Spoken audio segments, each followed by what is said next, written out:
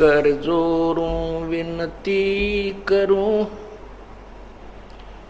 धरूं चरण पर शीश। गुरु राम देवानंद जी महाराज ने दियो नाम बख्शीस। कोटि कोटि सिजदा करूं, कोटि कोटि प्रणाम। चरण कमल में राखियो मैं बांधी जाम गुलाम। जय इब कै सतगुरु मिले, सब दुख आँखों रो। चरणों ऊपर शीस धरूं, कहूँ जो कहनी हो। कबीर गुरु जी मिलेंगे, पूछेंगे कुशलात। आद्य अंत की सब कहूँ, अपने दिल की बातें। गुरु जी तुम ना भूलियो, चाहे लाख लोग मिल जाएं। हमसे तुमको बहुत है, तुमसे हमको नहीं। तुम्हारे विसारे क्या बने मैं, तुम्हारे विसारे क्या बने। मैं किसकी शरण में जाऊं। शिव विरंच मुनि नारदा, तिनके हृदय न समाऊं।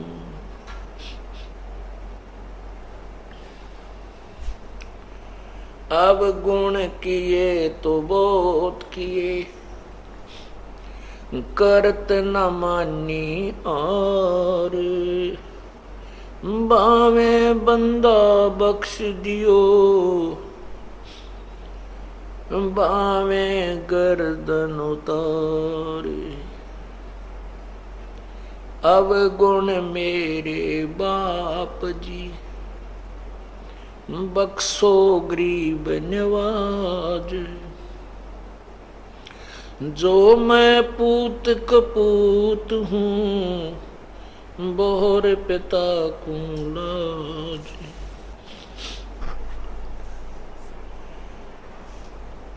अब गुण मेरे बाप जी,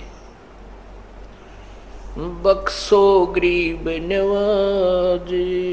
जो मैं पूत कपूत हूँ, बोर पिता को लाज।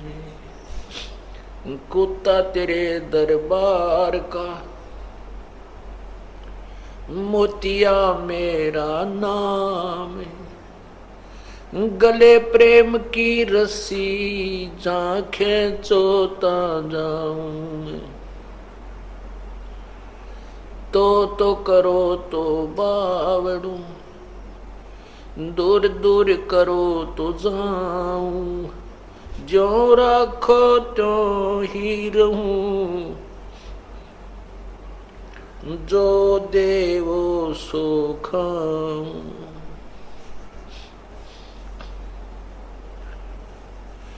बंदी छोड़ दयाल जी, तुम तक हमारी दौड़े। जैसे कागज जहाज का, अब सोजत और न ठोरे। ज्यों राखो त्यों ही रहूं, अमरा क्या चारा। खाने जाद खरीद हूँ, गुरुदेव गुलाम तुम्हारो।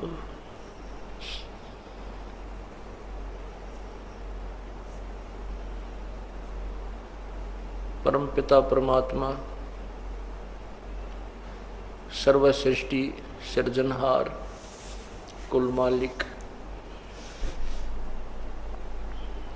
कबीर बंदी छोड़।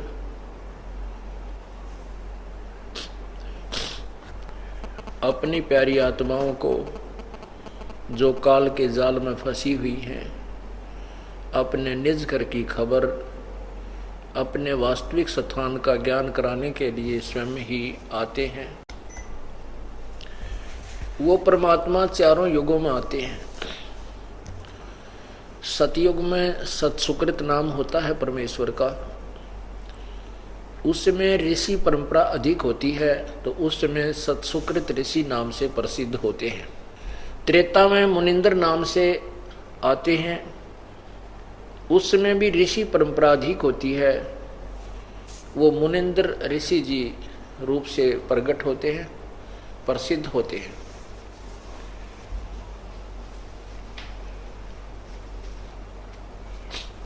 द्वापर युग में करुणा में नाम से, अर्थात करुणा में ऋषि नाम से परमात्मा प्रकट हुए और प्रसिद्ध हुए, और साथ में उनको कवि भी कहने लग जाते हैं, क्योंकि वो परमेश्वर अपनी महिमा आप ही बताते हैं और काव्यों के माध्यम से, कविताओं के माध्यम से, लोकोक्तियों के माध्यम से वो अपने ज्ञान को प्रचार करते हैं, अपने ज्ञान को प्रकाश करते हैं। इसी प्रकार परमात्मा चौथे युग कलयुग में कबीर नाम से प्रकट हुए, और कलयुग के अंदर संत परंपरा अधिक होती है, तो पुण्यात्मा तो उस मालिक को संत कहने लगे। कुछ एक उनको केवल कवि की उपाधि देकर ही उनकी महिमा की फाइल को बंद कर दिया, और कुछ व्यक्ति उनको भक्त कबीर कहने लगे, और कुछ उनसे परिचित उनको कबीर साहब कहा करते हैं। वास्तव में सर्वगुण उस परमात्मा के अंदर ही हैं, क्योंकि वास्तव में भक्त भी वही है जो एक भक्त के अंदर सर्वगुण होने चाहिए। वो भी उसी परमेश्वर ने अपनी भूमिका में एक लीला करके हमें दिखाई। उसमें दिखाए कि एक भक्त में कितनी सहनशीलता होनी चाहिए, परमात्मा पर कितना विश्वास होना चाहिए, और ज्यादा माया की दौड़ नहीं लगानी चाहिए।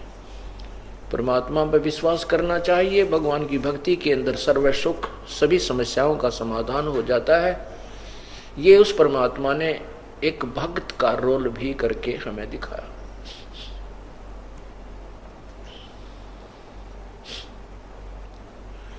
और जो एक वास्तव में जो कवि के अंदर गुण होते हैं, वो भी उसी परमात्मा में थे, क्योंकि कबीर परमेश्वर के जो काव्य हैं,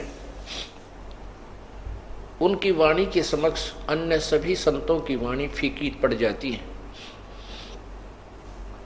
हाँ, उनसे जो परिचित परमात्मा की प्यारी आत्मा हुई हैं, उन्होंने उसी परमेश्वर की शक्ति से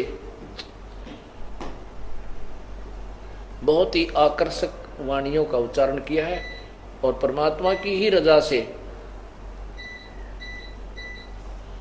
ये संभव हो पाता है। एक पूर्ण संत के अंदर क्या गुण होते हैं, पूर्ण संत की भूमिका भी उस पूर्ण परमात्मा ने आकर ही की। वो तत्व ज्ञान जो वेदों में भी वर्णित नहीं है, वेद भी कह देते हैं कि नेति नेति नेति न इति न इति न इति।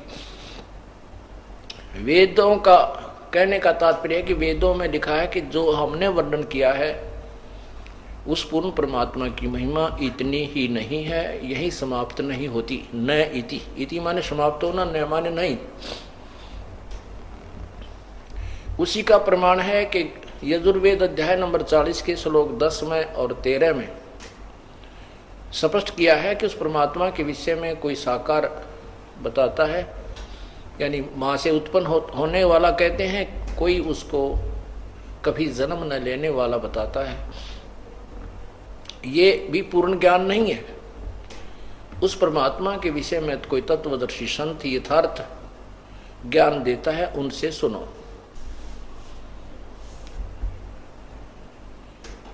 इसी प्रकार पवित्र गीता जी अध्याय नंबर 4 के श्लोक 25 से लेकर 31 तक गीता ज्ञान दाता भगवान कह रहा है कि परमात्मा के पाने की कोशिश सभी करते हैं।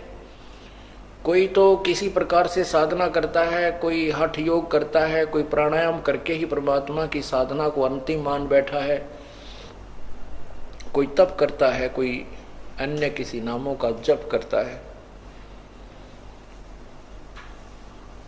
कहते हैं चौथे अध्याय के 32वें श्लोक में लिखा है कि उस परमात्मा के मुख्य ज्ञान में, पूर्ण परमात्मा के मुख्य ज्ञान में अर्थात उस सार ज्ञान के अंदर स्वसम वेद में, उस कबीर वाणी में परमात्मा के पाने की यथार्थ विधि और भिन्न भिन्न प्रकार से लिखी हुई है। उस तत्व ज्ञान में, उस तत्व ज्ञान को चौथे अध्याय के 34वें श्लोक में कहा है कि उस तत्व ज्ञान को, उस पूर्ण परमात्मा के यथार्थ ज्ञान को, परमात्मा के पाने की यथार्थ विधि को किसी तत्वदर्शी संत से जाकर पूछो, उनकी खोज करो। उन तत्वदर्शी संतों से भी नम्र भाव से पूर्ण परमात्मा के पाने की विधि प्राप्त करो, फिर जैसे वो कहें ऐसे करो।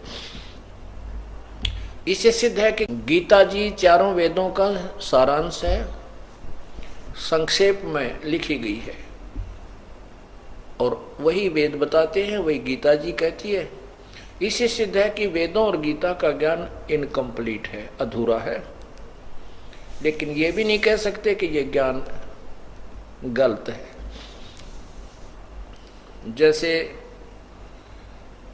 एक 10वीं तक की कक्षा का सिलेबस यानी पाठ्यक्रम होता है, उसमें जो ज्ञान होता है वो 10वीं के सत्र तक ही होता है, उससे आगे का ज्ञान उच्च क्लासेज के सिलेबस में मिलता है। इसलिए उस परमात्मा ने स्वयं आकर के एक तत्वदर्शी संत की भूमिका भी की। इसीलिए यह अथर्ववेद कांड नंबर 4 के अनुवाक नंबर 1 में स्पष्ट किया है कि वो पूर्ण परमात्मा स्वयं ही प्रकट होकर के अपने द्वारा रची हुई सृष्टि को ठीक ठीक विस्तार से बताता है। उसके अतिरिक्त कोई भी नहीं बता सकता। जैसे आपने रात्रि के समय पुराणों को देखा, उसमें ब्रह्मा जी पुराणों का वक्ता है, ज्ञान वक्ता है। पुराणों का ज्ञान एक ही ज्ञान है जो ब्रह्मा जी द्वारा सर्वप्रथम उच्चारण किया गया था। उन ब्रह्मा जी द्वारा जो दक्षादि ऋषियों ने सुना, अन्य ऋषियों ने सुना, फिर उन्होंने आगे किसी ने, सबने अपने अपने हिसाब से उसी ज्ञान को आगे उच्चारण किया। तो जिस भी ऋषि ने उस ज्ञान का, एक ज्ञान का वर्णन किया, उसी प्रकार जैसे कोई ब्रह्मा जी को भगवान मानता था, उसने ब्रह्मा जी को परमात्मा मानकर पूर्ण परमात्मा की संज्ञा में लेकर के पुराणों के ज्ञान को उसी के ऊपर आधारित करके बोल दिया।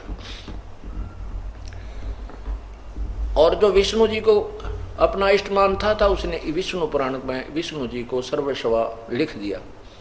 लेकिन वो साथ में सच्चाई भी बताता रहा कि वो ब्रह्मा विष्णु महेश से अन्य एक और परमात्मा है, उसको महाविष्णु, उसी को ब्रह्म पर ब्रह्म कहते हैं। क्योंकि इनका उलझ पुलझ ज्ञान था, इनको पूर्ण ज्ञान नहीं था, इसलिए ब्रह्म भी उसी को लिखा है, पर ब्रह्म भी उसी को लिखा है, महाविष्णु भी उसी को लिखा है। उसके अतिरिक्त ब्रह्मा विष्णु महेश भी उन्होंने अलग से बताए हैं। कहने का तात्पर्य है कि पुराण एक ज्ञान है, उसमें एक दूसरे पुराणों में एक जैसी कथाएं हैं। 70% कथाएं एक दूसरे की आपस में मिलती हैं। फर्क अंतर इतना है कि उन्होंने उसी कथा को भगवान विष्णु पुराण में विष्णु जी को के ऊपर ढाल दिया है, देवी पुराण में देवी के ऊपर उसको सर्वस्व मान करके देवी के ऊपर ही आश्रित कर दिया है। तो ब्रह्मा जी नारद जी को बता रहा है कि देवी पुराण के अंदर कि हे नारद,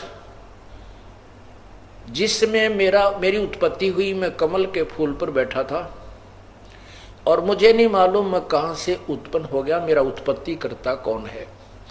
इससे सिद्ध है कि ब्रह्मा जी ने अपने जन्म के और सचेत होने के बाद की कथा तो ठीक बोली, उससे पहले की जो सृष्टि रचना की अटकड़ लगाई है वो उसका अपना ज्ञान नहीं है। वो जैसे ब्रह्मा जी ने बताया है कि सदा शिव एक निराकार परमात्मा है और वही जब साकार हुआ तो उसने सदा शिव का रूप बना लिया। ये शिव पुराण में उसने अपने शरीर से एक स्त्री निकाली, औरत, और वही जो उनके शरीर से निकली हुई स्त्री माया, दुर्गा, अष्टंगी, प्रकृति देवी, त्रिदेव जननी कहलाई। ये ज्ञान ब्रह्मा जी का नहीं है, इसको पूर्ण परमात्मा ने आकर के सबसे पहले अपनी सृष्टि रचना को स्वयं ही सुनाया था। ब्रह्मा जी को बहुत लगन लगी थी और परमात्मा ने उसको एक ओम नाम का जाप करने को कहा था। सावित्री और ब्रह्मा ने दोनों ने उपदेश लिया था, उनको ओम नाम दिया था। उसके बाद कहा था पुत्र मैं फिर आऊंगा तुझे सतनाम दूंगा, क्योंकि उनकी रुचि देखनी थी कि ये कितनी तेरे ऊपर विश्वास करते हैं। तो उसी दौरान काल भगवान को ये जानकारी हुई कि तेरा ज्येष्ठ पुत्र रजगुण ब्रह्मा किसी व्यक्ति की बातों में आ गया है और उसके मन में उथल पुथल हो चुकी है, इसलिए उसने अंदर से प्रेरणा की, ब्रह्मा के मन को पलट दिया और ब्रह्मा के मन में वो लहर उत्पन्न होने लगी कि ये संत अज्ञानी है, इसको कोई ज्ञान नहीं है, वेदों से अतिरिक्त कोई ज्ञान नहीं है, जो तुझे वेद प्राप्त हैं यही ज्ञान अंतिम है, इसकी बातों में नहीं आना चाहिए। ये भ्रमित कर रहा है, कोई प्रमाण नहीं है।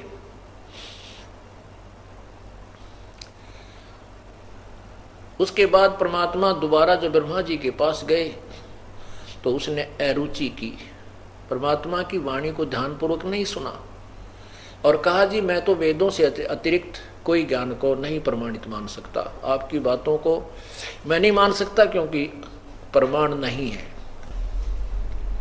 परमात्मा ने कहा था कि वेद मेरा भेद है, मैं मिलूं वेदन से नहीं, और जौन वेद से मैं मिलूं तेरे वेद जानते नहीं। ये वेद जो है मेरा ही भेद बता रहे हैं, लेकिन जिस वेद से अर्थात जो ज्ञान मैं तुझे बता रहा हूं इससे मिलने का तरीका इसको तो सुन नहीं रहा, लेकिन जिस वेद से जिस ज्ञान से मैं मिलूं वो तेरे वेद जानते नहीं।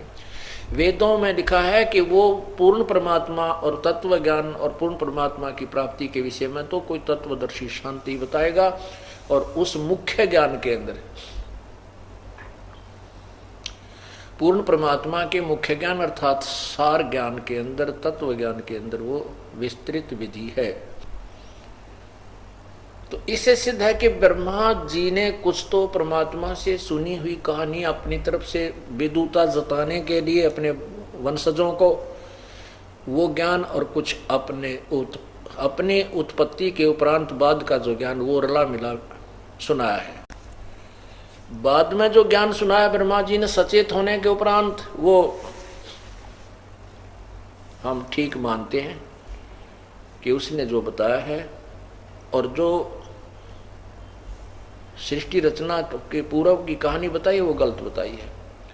जैसे गीता जी अध्याय नंबर 10 के श्लोक 2 में कहा है कि अर्जुन मेरी उत्पत्ति को न ऋषि जानते हैं न ये देवता जानते हैं, ब्रह्मा विष्णु महेश भी नहीं जानते हैं, क्योंकि ये सभी मेरे से उत्पन्न हुए हैं। अब काल भगवान से ही ब्रह्मा विष्णु महेश उत्पन्न हुई, अर्थात दुर्गा इनकी माता है, काल इनका पिता है। उसके बाद अन्य देवता, अन्य ऋषि महर्षि, उन्हीं से आगे उनकी संतान है। तो पिता की उत्पत्ति को पुत्र संतान नहीं बता सकती, बच्चे नहीं बता सकते। पिता की उत्पत्ति को दादाजी बता सकते हैं। तो वो दादाजी कौन है? वो पूर्ण ब्रह्म कबीर परमेश्वर है। सर्वानंद से परमात्मा ने प्रश्न किया था कि तू विद्वान है और वेदों और गीता और पुराणों को जानने वाला एक प्रसिद्ध हो रहा है, आप बता दीजिए कौन ब्रह्मा का पिता है, कौन विष्णु की माँ और शंकर का दादा कौन है, हमको दो बता। पुण्यात्मा, ये ज्ञान अभी तक किसी भी ऋषि महर्षि या संत किसी को ज्ञान नहीं था, और हमारे सदग्रंथों में विद्यमान था, पुराणों में विद्यमान है और परमात्मा की वाणी में विद्यमान है। पुराणों के अंदर विद्यमान क्या है कि वो ज्ञान है कि ब्रह्मा विष्णु महेश के माता पिता दुर्गा और काल हैं, और ये नासवान हैं। हम इनको अविनाशी कहा करते थे।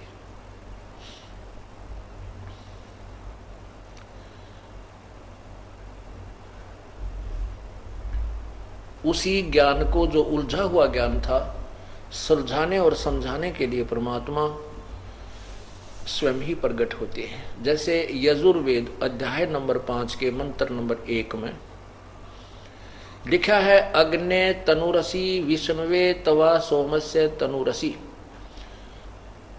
उस परमात्मा, वो परमात्मा शरीर है, सबके पालन के लिए उस अमर परमेश्वर का शरीर है, और वो अतिथि रूप में अपनी प्यारी आत्माओं को अपनी अमृतवाणी से परिपूर्ण करने के लिए प्रकट होता है।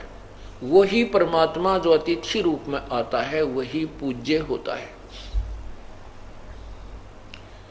और उसी की पूजा हमने करनी चाहिए। जैसा कि कल आपने देखा था, ये ऋग्वेद मंडल नंबर 9 के सूक्त नंबर 96 में, और मंत्र 16, 17, 18, 19 और 20 में स्पष्ट किया है कि वो कबीर परमात्मा है। वो कबीर वाणी के अंदर वो अमृत ज्ञान बोलता है, काव्यों के माध्यम से, कविताओं के माध्यम से उच्चारण करता है, जिस कारण से वो प्रसिद्ध कवि से प्रसिद्ध हो जाता है। कवियों की उपाधि उसको दे दी जाती है, लेकिन वो वास्तव में वो कबीर परमात्मा ही होता है। और वो संत अर्थात ऋषि रूप में प्रकट, उसके द्वारा उस ऋषि के द्वारा उस संत रूप में प्रकट परमात्मा के द्वारा हजारों असंख्यों वाणी उसके बहुत बड़े जन समुदाय, उनके अनुयायियों के लिए बहुत ही प्यारी, आनंददायक होती हैं, सुखदायी होती हैं। उनको वो वाणी बहुत प्रिय लगती है।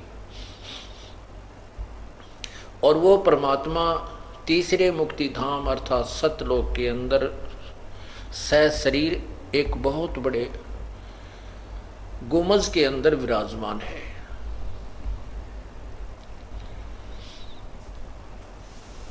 अरस कुरस पर श्वेत गुमज है, जहां सतगुरु का डेरा, अवगत महल उचेरा साधो अवगत महल उचेरा। अरस कुरस पर, आसमान के अंतिम छोर पर, यानी सबसे ऊपर, वहां एक सफेद गुमट है जिसमें वो परमात्मा सतपुरुष कबीर देव विराजमान है। यही अमृतवाणी सवसंवेद बोल रही है और यही ऋग्वेद बोल रहा है। तो पुण्यात्माओं, कबीर परमेश्वर की जो अमर वाणी है उसको हमने एक सिंपल, एक कवि के दोहे मान करके और वही उनकी फाइल को क्लोज कर दिया था। अब वही फाइल, वही लाल की बोरी, वो लाल की बोरियां अब खोली गई हैं, जो आपके समक्ष सिद्ध हो रहे हैं कि सचमुच वो लाल थे। और हमने कौड़ियों की बोरियां भर रखी थी, आन उपासना रूपी कौड़ियों का थैला भर रखा था। अब हमें लाल की बोरी मिल गई, लाल वो खजाना मिल गया जहाँ हीरे और मोती भरे पड़े थे अपने ही सदग्रंथों में। अब हम वो उठाएंगे, हम धनी हो जाएंगे। पहले हम प्रयत्न भी ज़्यादा करते थे, मेहनत भी ज़्यादा करते थे, हठयोग करते थे, हजारों वर्षों तक तप करते थे, शरीर को भी बहुत कष्ट देते थे, और फिर भी निर्धन के निर्धन रह जाते थे, क्योंकि कौड़ियों से धनी नहीं बन सकते। और हीरे मोती जवाहर ये थोड़े ही बहुत होते हैं, धनी बना देते हैं। सत साधना में आपने सुना है कि सत नाम पालड़ रंगोरी हो, 14 भवन चढ़ावे राम रंगोरी हो, 3 लोक पासंग धरे रंगोरी हो, तो ना तुला तुला राम रंगोरी हो। बताओ, एक श्वास का सिमरण जो यथार्थ विधिवत मर्यादावत पूर्ण संत से लेकर एक ही श्वास का सिमरण इतना कीमती है, तो पुण्यात्माओं आप सारे दिन रात में 1500 तो लेते ही होगे, तो आप कितने धनी बनते जा रहे हो। आपके मोक्ष में कोई बाधा नहीं है, पार होने में कोई बाधा नहीं है। बाधा है आपकी जीभ चठोरी या ज्ञान की कमजोरी। कोई गुट्टी नहीं छोड़ेगा, कोई दारू पीना नहीं छोड़ेगा, और कोई मर्यादा के अंदर नहीं रहेगा, तो ये तुम्हें रख देगी यहीं पर। अन्यथा मोक्ष होने में अब कोई बाधा नहीं है। परमात्मा पूर्ण ब्रह्म सारी सृष्टि के रचनहार कबीर परमेश्वर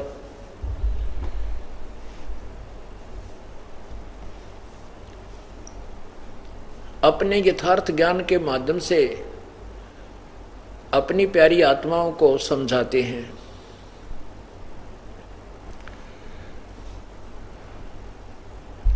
एक धर्मदास नाम के बहुत बड़े सेठ थे, बनिए थे।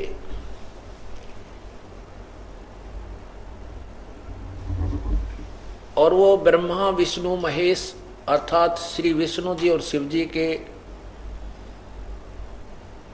बहुत ही कट्टर पुजारी थे। उन्होंने एक रूपदास नाम के गुरुदेव को भी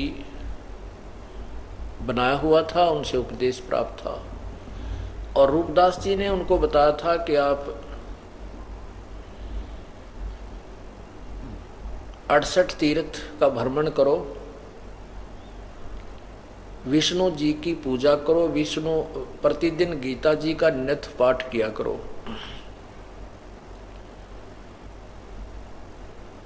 और एकादशी का व्रत किया करो।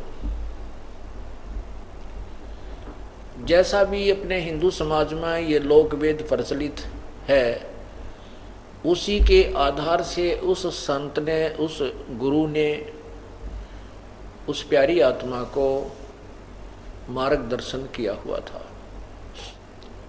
और वो पुण्यात्मा, क्योंकि जो श्रद्धालु होते हैं वो गुरुदेव के वचन का पालन करते हैं और तन मन धन से समर्पित हो जाते हैं और अपनी साधना प्रारंभ कर देते हैं।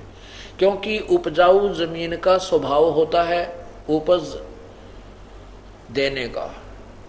उसी उपजाऊ जमीन में किसी ने भांग बो दी, वो भांग को भी इतनी अच्छी उपजाएगा, और यदि उसमें गेहूं का बीज, बाजरे का, चनों का बीज बीज दिया तो उसको भी वो उसी प्रकार उपजाएगी। श्रद्धालु जो होते हैं, उपजाऊ जमीन है, ये अक्षेत्र है, और इसमें जैसा भी किसान मिला उसको उसने बीज बीज दिया। उस पुण्य आत्मा ने उसको तन मन धन से प्रफुल्लित किया।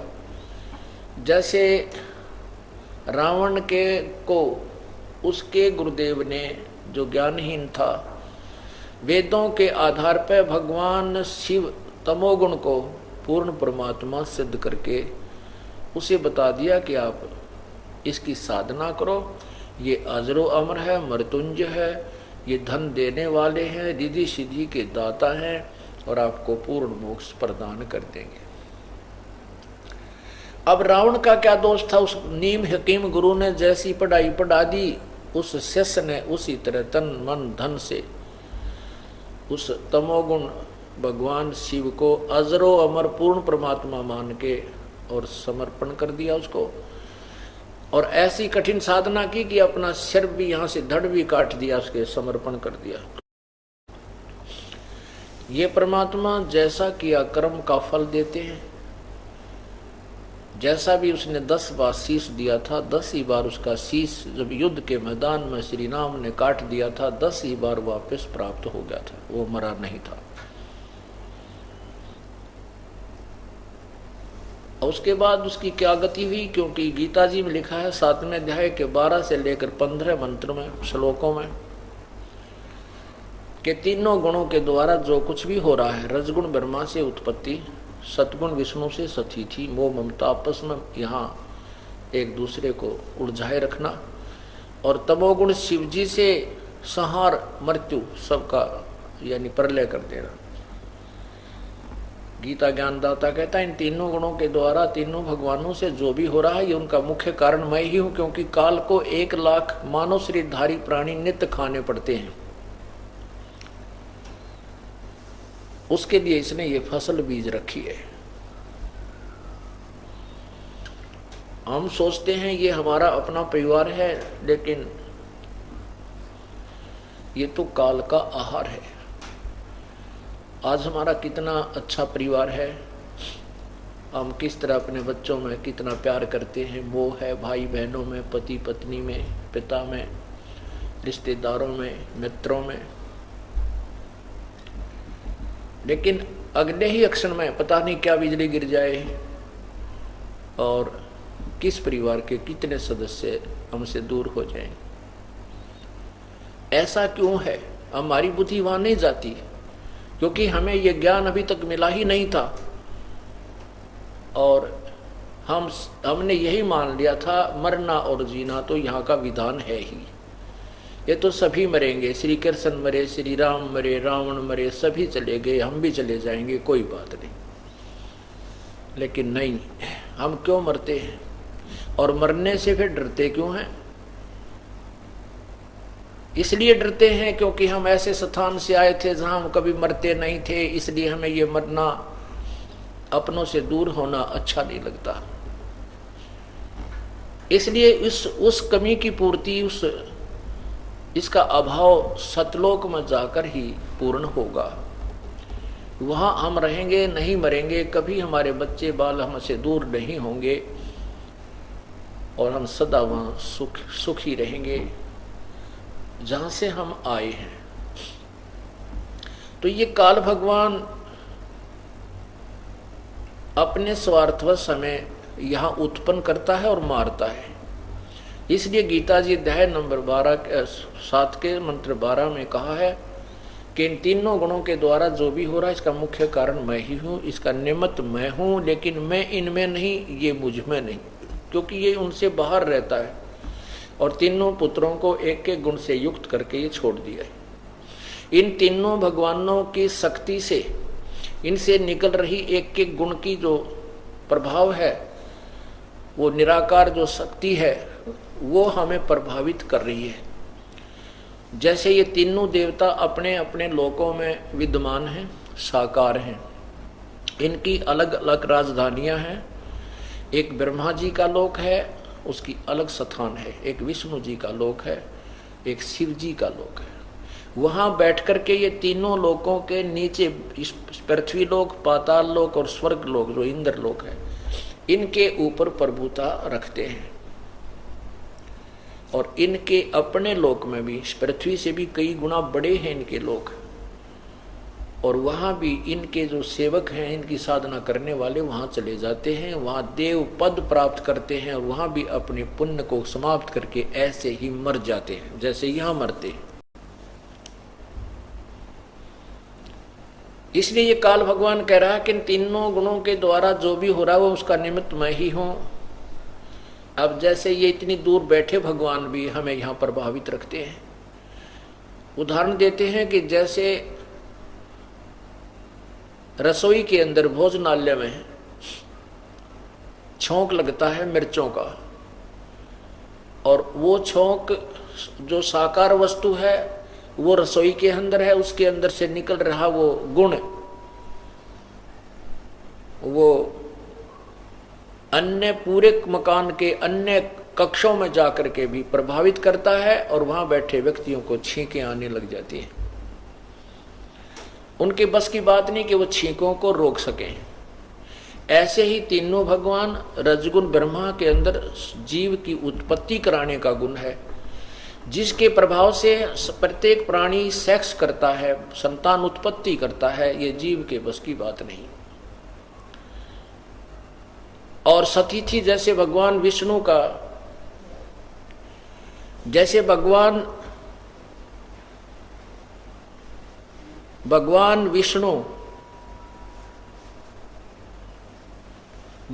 विष्णु के अंदर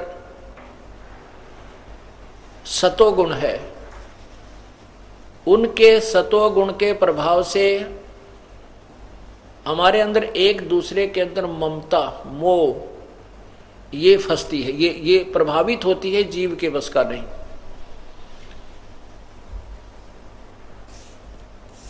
एक दूसरे ममता, जैसे पुत्रों में मोह, पुत्री में ममता, तो हमारे अंदर एक दूसरे ममता, जैसे संपत्ति में मोह, अपने राज्य में मोह, ये जो ममता हमारी है, जैसे मरते समय इंसान की ममता रह जाती है किसी पुत्र में, पुत्री में, परपोत्र में, परपोत्री में, वो वहीं पर पुनर्जन्म प्राप्त कर लेता है। ये काल का जाल है, जहां आशा ता बासा होई, मन कर्म वचन सुमरियो सोई। और तीसरा जो गुण है ये तमोगुण है, ये भगवान शंकर के शरीर से निकल रहा है और उसके कारण हमारे अंदर जरा सी बात पर लड़ाई हो जाती है किसी के साथ, और इतना क्रोध आ जाता है कि वो ना जाने कितने प्रिय व्यक्ति को भी लठ मार दे, गोली मार दे, जान से मार डालता है। तो ये सारे उत्पात इन तीनों गुणों से ही हो रहे हैं। इसलिए काल भगवान कह रहा है कि इन तीनों गुणों के द्वारा जो कुछ भी हो रहा है वो उसका निमित्त मुख्य कारण मैं ही हूं, क्योंकि उसने सारी व्यवस्था करके इनको छोड़ रखा है। और फिर कहा कि इन त्रिगुणमयी माया के द्वारा जिनका ज्ञान हरा जा चुका है, कि जो व्यक्ति साधना करते हैं, जैसे ऋषि जन थे, उन्होंने साधनाएं की, समाधि लगाई, हठ योग किया, उन्होंने समाधि में भगवान, ये काल भगवान ने अपना रूप बनाया विष्णु का। तो जिसने विष्णु रूप में भगवान को देख लिया समाधि दशा में, उसने विष्णु जी का डंडोरा पीट दिया कि यही विष्णु, ये भगवान है, ये गुप्त रहते हैं, ये बताता नहीं है। इस प्रकार उन ऋषियों ने हम सभी को इन ब्रह्मा विष्णु महेश के ऊपर आश्रित कर दिया, क्योंकि वो उस काल भगवान को नहीं समझ सके। उसने प्रतिज्ञा की है कि मैं कभी किसी के समक्ष अपने यथार्थ रूप में नहीं आऊंगा। गीता जी अध्याय नंबर 7 के श्लोक 24 में कहा है कि मुझ अव्यक्त को, ये बुद्धिहीन सामने खड़ा ये मानव समाज मुझे श्री कृष्ण मान रहा है, मैं श्री कृष्ण नहीं हूं, क्योंकि मैं कभी किसी के सामने व्यक्तिगत रूप से नहीं आता, मैं अपने यथार्थ रूप से प्रकट नहीं होता।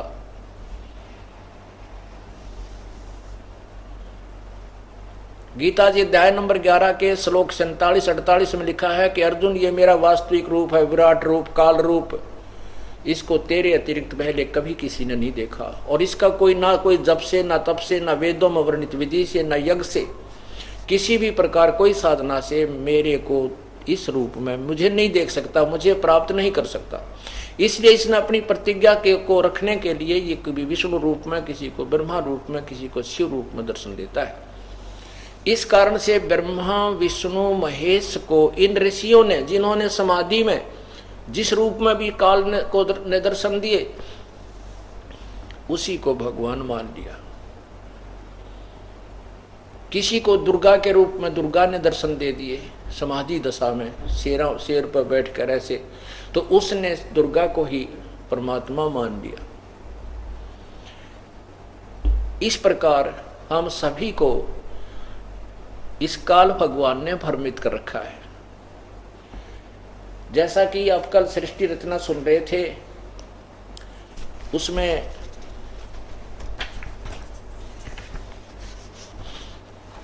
आपने सुना कि धर्मदास ये जग बोराना और कोई न जाने पद निर्वाणा।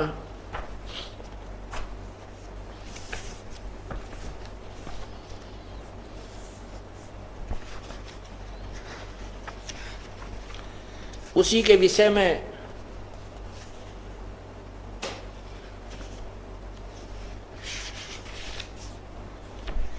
आदरणीय गरीबदास साहिब जी ने अपनी अमृतवाणी में कहा है,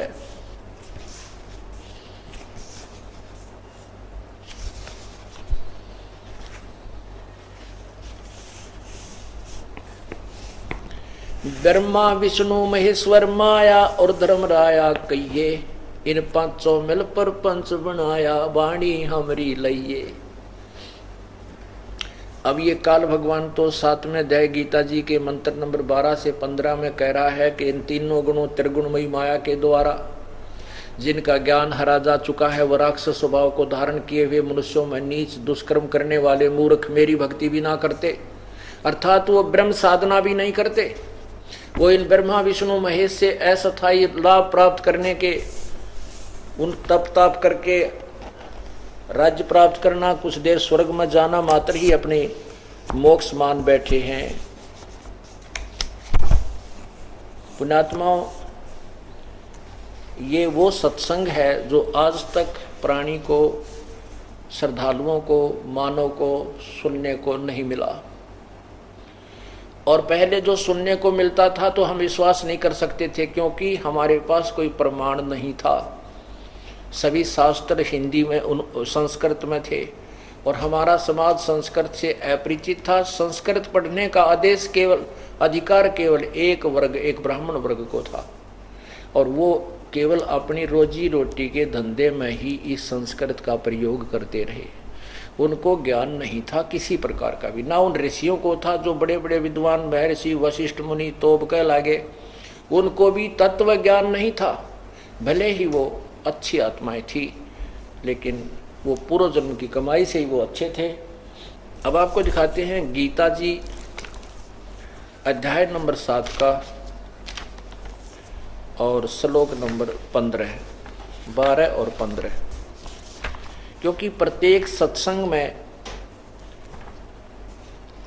स्टूडेंट बदलते रहते हैं, ये एक समझो लेक्चर है। सत्संग एक लेक्चर है, जैसे बच्चे कॉलेज जाते हैं, और ये एक ऐसा को एजुकेशन है, सामूहिक शिक्षा स्थल है, जहाँ पर प्रथम कक्षा से लेकर के और अंतिम MA BA तक के बच्चों को यहीं इकट्ठा ही पढ़ाया जाता है। इन्हीं लेक्चरों के माध्यम से थोड़ा थोड़ा समय सबको दिया जाता है। अब देखिएगा, और जो आज पहले बार आए हैं वो ये सुन रहे होंगे कि ब्रह्मा विष्णु महेश ऐसे हैं, तो उनका दिल कर रहा होगा कि अभी उठकर चले जाएं, ये कैसे बोल रहे हैं, कैसे कह रहे हैं। तो उनके लिए ये प्रमाण दिखाना अति आवश्यक है, ताकि उनका दिल डट जावे और इस ज्ञान को सुन सके। ये देखिएगा, ये है श्री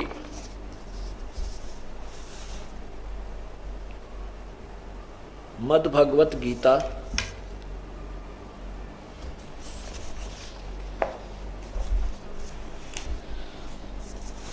और इसमें देखिएगा ये श्लोक नंबर, ये अध्याय नंबर 7 और श्लोक नंबर इधर देखो 12 नीचे, ये 12 इसमें लिखा है, और भी जो सतगुण से होने वाले भाव हैं और जो रजगुण से होने वाले तथा तमगुण से होने वाले भाव हैं, उन सब को मुझसे ही होने वाले ऐसा जान, परंतु वास्तव में उनमें मैं और वे मुझ में नहीं है। अब नीचे देखो 13 में,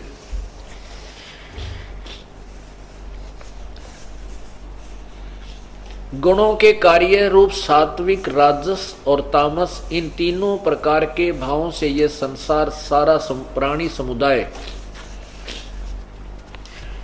मोहित हो रहा है। इसलिए इन तीनों गुणों से परे, यानी ब्रह्मा विष्णु महेश से अलग जो मैं रहता हूं, मैं हूं, मुझ अविनाशी को नहीं जानते। आगे देखो, हमने इसमें से अपने काम की बात ग्रहण करनी है। अब ये देखना 14वां श्लोक है, क्योंकि यह अलौकिक अर्थात अति अद्भुत त्रिगुणमयी मेरी माया, रजगुण ब्रह्मा, सतगुण विष्णु, तमगुण शिवजी द्वारा फैलाया गया जाल, माया माने जाल भी होता है, मेरी बड़ी दुष्ट, ये माया बड़ी दुस्तर है, खतरनाक है। और जो पुरुष केवल मुझको निरंतर भजते हैं वे इस माया को उल्लंघन कर जाते हैं, अर्थात तर जाते हैं, इनसे ऊपर उठ जाते हैं। आगे देखो, इन्हीं तीनों गुणों ब्रह्मा विष्णु महेश के विषय में बताया है कि माया के द्वारा जिनका ज्ञान हरा जा चुका है। ये देखिएगा, ये लिखा है कि माया के द्वारा, इस त्रिगुणमयी माया, रजगुण ब्रह्मा, सतगुण विष्णु, तमगुण शिवजी रूपी त्रिगुणमयी माया के द्वारा जिनका ज्ञान हरा जा चुका है, वे असुर स्वभाव को धारण किए हुए, असुर माने राक्षस, असुर स्वभाव को धारण किए हुए मनुष्यों में नीच और दूषित कर्म करने वाले, दुष्कर्म करने वाले, दूषित कर्म, मूर्ख मूढ़ लोग मुझे नहीं भजते। अब ये गीता जी बता रही है, क्योंकि इस अपने पवित्र सदग्रंथ में लिखा, दास नहीं कह रहा, हाँ अपने भगवान ने, कबीर परमेश्वर ने आके बताया था, वही ज्ञान आज सदग्रंथों में विद्वान है। इसलिए ये दास आपके समक्ष ये सप्रमाण दिखा रहा, ताकि अब शिक्षित समाज इस सत्य ज्ञान को ग्रहण करके अपना कल्याण करा ले वे, और ज्यादा अग्रम मग्रम ना कर सके मन, क्योंकि मन शीघ्र इस जीव को सत्य मार्ग पर नहीं लगने देता, और अन्य साधनाओं में इसको कितना ही लगा दे तुरंत लग जाता है। जैसे आप पहले कोई साधना कर रहे हो, उसके अतिरिक्त आपको कोई 4 साधना और बता दे एक्स्ट्रा, वो भी कर लोगे, और कोई ये कहे कि इन सब को त्याग करके, जैसे अपने सदग्रंथों में लिखा है, ऐसे साधना कीजिए, मन कतई नहीं मानता, क्योंकि उस रंग में ज्यादा रंग गया। उस रंग को उतारने के लिए ये सदग्रंथ जो दिखाए जा रहे हैं, ये रेग मार लगाया जा रहा है आपके ऊपर, ताकि वो पुराना रंग उतर के और ये ओरिजिनल कलर आपके ऊपर सेट हो जाए। अब इसमें, अब आपने देखा था कल शाम के समय कि रजगुण ब्रह्मा है, सतगुण विष्णु, तमगुण शिव जी। और एक बार फिर आपको थोड़ा सा आभास कराते हैं श्री देवी पुराण में।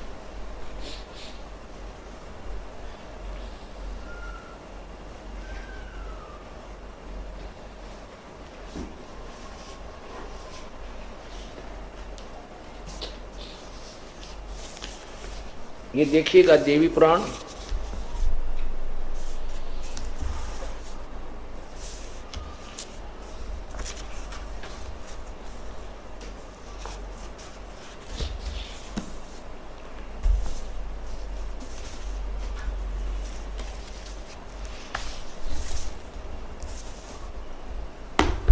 इस देवी पुराण में आपको थोड़ी सी झलक दिखाते हैं कि ब्रह्मा विष्णु महेश की क्या स्थिति है। पुण्यात्माओं, अपने को इस तत्व ज्ञान को समझना है, चाहे 1 वर्ष में समझ में आवे, चाहे 2 वर्ष में, चाहे 6 महीने में, और जब तक हमारे मन में यह पक्की नहीं जच जाएगी, ये विश्वास नहीं हो जाएगा कि जो साधना हम कर रहे हैं ये सही है, तब तक हम भक्त नहीं बन सकते। हमें कोई ना कोई डगमग कर देगा। गीता जी अध्याय नंबर 2 के श्लोक 53 में कहा कि अर्जुन, जब तेरी बुद्धि नाना प्रकार के भ्रमित करने वाले ज्ञान से हटकर एक तत्व ज्ञान पर स्थिर हो जाएगी, तब तू योगी होगा, तब तो तू भगत बनेगा, भक्ति के योग्य होगा, डगमग नहीं हो सकेगा। तो सबसे पहले आपको साथ साथ आपको योगी बनाया जा रहा है कि आप भक्त बनो ताकि डगमग ना हो सको। हम अभी तक बहुत डगमग होते रहे। इसी कारण से हमारे नाम भिन्न भिन्न मजहब बन गए, धर्म बन गए, परमात्मा की प्राप्ति के लिए धर्म बने हैं। जब हमने जिस वर्तमान धर्म में हम रहते थे उसमें कुछ लाभ नहीं होता दिखा, तो कोई नया जो ज्ञान हमें सुनने को मिला हम उसकी तरफ चले गए और एक बहुत बड़ा जन समूह उसका बन गया। इस तरह हम समाज टुकड़ों में बट गया। अब इस पूरे समाज को हमने एक करना है और हम नहीं कर सकते, ये ज्ञान कर देगा। इस ज्ञान में वो प्रबल शक्ति है, हमें अपनी सतीथि का पता लग जाएगा, हम कौन हैं। और हमारे जो जिनसे ये मजहब चले हैं वो महात्मा सही थे, वो सही ज्ञान दे रहे थे। लेकिन आने वाले समय में इस ज्ञान को और ज्यादा बिगाड़ दिया गया है। जैसे पवित्र हिंदू धर्म कहां से शुरू हुआ था कि वेदों के अनुसार साधना कीजिए। वेदों के अनुसार साधना चलते चलते हिंदू धर्म नहीं था पहले, केवल वेदों अनुसार साधना करते थे, कोई मजहब नहीं था। और फिर जो महाभारत के युद्ध के बाद और यादवों की आपस में लड़ाई में 56 करोड़ यादवों की मृत्यु हो जाने के उपरांत और बीच में काफी दुर्भिक्ष गिर जाने से मानव बहुत ही हानि हो गई थी, कहीं कहीं शेष बचे थे। फिर भी धार्मिकता शेष थी। जैसा भी कोई महापुरुष मिला उसने उस समाज को परमात्मा को की दिशा दी, तो वो हिंदू कहलाए। हिंदू धर्म के अंदर ब्रह्मा विष्णु महेश को दृढ़ कर दिया गया कि ये पूर्ण परमात्मा है, इन्हीं की भक्ति से मोक्ष होगा। और साथ में वो ये भी कहा करते थे कि वेद ही सुपीरियर ज्ञान है, वेदों जैसा ज्ञान नहीं है। और आज हम देख रहे हैं कि पवित्र हिंदू धर्म के अनुयायी और वो संत और ऋषि महर्षि ना वेदों के विषय में जानते थे और न ही पुराणों के विषय में वो जानते थे, हमारे को केवल भ्रमित कर गए। अब आपके समक्ष उन्हीं पुराणों को दिखाया जा रहा है और उन्हीं हिंदी भी साथ है, संस्कृत भी विद्यमान है और कुछ केवल हिंदी अनुवादित है। उन दोनों को क्योंकि हिंदी अनुवादित में भी वो गोलमोल कर गए, अनुवादकर्ताओं को पूर्ण ज्ञान नहीं था, इसलिए हम शिक्षित हैं। हम दोबारा उन मूल ग्रंथों को देख करके अनुवाद स्वयं भी कर सकते हैं, क्योंकि हमारे पास मास्टर की है, हमारे पास वो तत्व ज्ञान है जिसे सब शब्द ग्रंथ सदग्रंथ खुल जाते हैं। उसके ज्ञान से फिर हम थोड़े से ही शिक्षित होने कारण ही इसको सारे सदग्रंथों को खोल सकते हैं। ये दास कोई ज्यादा संस्कृत नहीं पढ़ा, ज्यादा से ज्यादा 8वीं तक वो पढ़ी थी।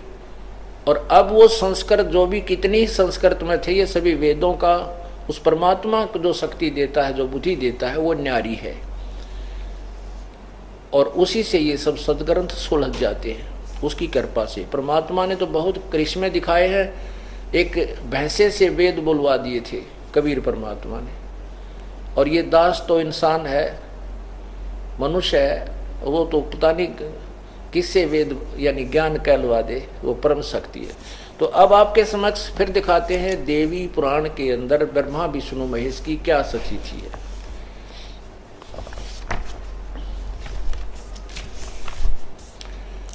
तो हमने सबसे पहले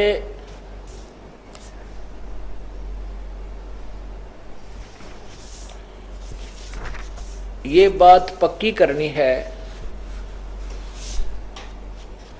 इस बात को दृढ़ता से ग्रहण करना है कि हम जिस मार्ग पर लगे हैं वो वास्तव में ठीक है कि नहीं। जैसे हम कहीं सफर कर रहे हैं, यात्रा कर रहे हैं और किसी ने हमें बता दिया ये रास्ता आपके ही शहर की तरफ जा रहा है, हम चल रहे हैं क्योंकि निसंशय होकर चल रहे हैं। आगे जाकर के कोई कह देता है कि तुम तो गलत जा रहे हो, ये रास्ता आपके उस नगर की तरफ नहीं जा रहा, तो हमें तुरंत रुक जाना चाहिए और उसको अच्छी तरह वेरीफाई करके फिर आगे प्रस्थान करना लाभदायक है। अभी तक आप अपने अपने धर्मों के अनुसार साधना सभी कर रहे थे और ये दास रास्ते में खड़ा होकर आपको सबको कह रहा है कि ये रास्ता आपका पूर्ण मोक्ष का नहीं है, आप जो साधना करें ये पूर्ण नहीं है, तो आपको विचार करना चाहिए। और सदग्रंथों को किस आधार पर मना किया जा रहा है उनको दोबारा टटोल लेना चाहिए। और फिर भी आप मानते हो कि हमारा मार्ग ठीक है तो जाइए, कोई दबाव नहीं किसी पे। लेकिन एक बार वेरीफाई अवश्य कीजिए। ये देखिएगा शिवपुराण ना, श्री देवी पुराण, श्रीमद देवी भागवत, ये कहाँ से प्रकाशित है, ये देखिएगा नीचे।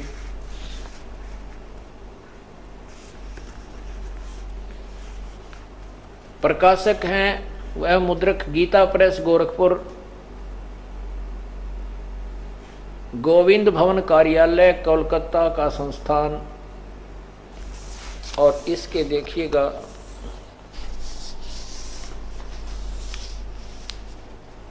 श्रीमद देवी भागवत तीसरा स्कंद, नीचे देखो। जन्मजय ने पूछा, भगवान आपने अंबा यज्ञ अर्थात परम पवित्र नवरात्र व्रत करके उसके द्वारा देवी की आराधना करने की आज्ञा दी है, अतः वे कौन देवी हैं, कैसे और कब प्रकट हुई, उनके पधारने का क्या उद्देश्य है तथा वे किन गुणों से विभूषित हैं, अंबा यज्ञ किस प्रकार से होती है, ऐसे ऐसे। नीचे देखो, ये देखना। मैंने सुना है कि ब्रह्मा विष्णु रुद्र ये तीनों सगुण देवता हैं, कर्म से सृष्टि पालन और संहार के कार्य का उत्तरदायित्व है इन पर रहता है। आगे देखना नीचे। व्यास जी कहते हैं, राजन तुम्हारी बुद्धि बड़ी विशाल है। अभी तुमने जो पूछा कि ब्रह्मा आदि की उत्पत्ति कैसे हुई, सो वह महान कठिन विषय है। उसके अनेक प्रश्न उठ जाते हैं, उसमें अनेक प्रश्न उठ जाते हैं। यही प्रश्न पूर्व समय में मैंने नारद जी से किया था। नीचे देखो, व्यास जी कह रहे हैं कि मैंने कहा मुने, अच्छा नारद जी कहते हैं कि व्यास जी ने मुझे बताया कि मुने आप बुद्धिमान हैं, मुझे यह बताने की कृपा कीजिए। व्यास जी पूछ रहे कि वह इस विस्तृत ब्रह्मांड के प्रधान कर्ता कौन है मुनिवर, यह ब्रह्मांड कहाँ से उत्पन्न हुआ दिविजवर, साथ ही यह भी बताइए कि यह ब्रह्मांड विनाशशील है अथवा सदा रहने वाला, इसकी रचना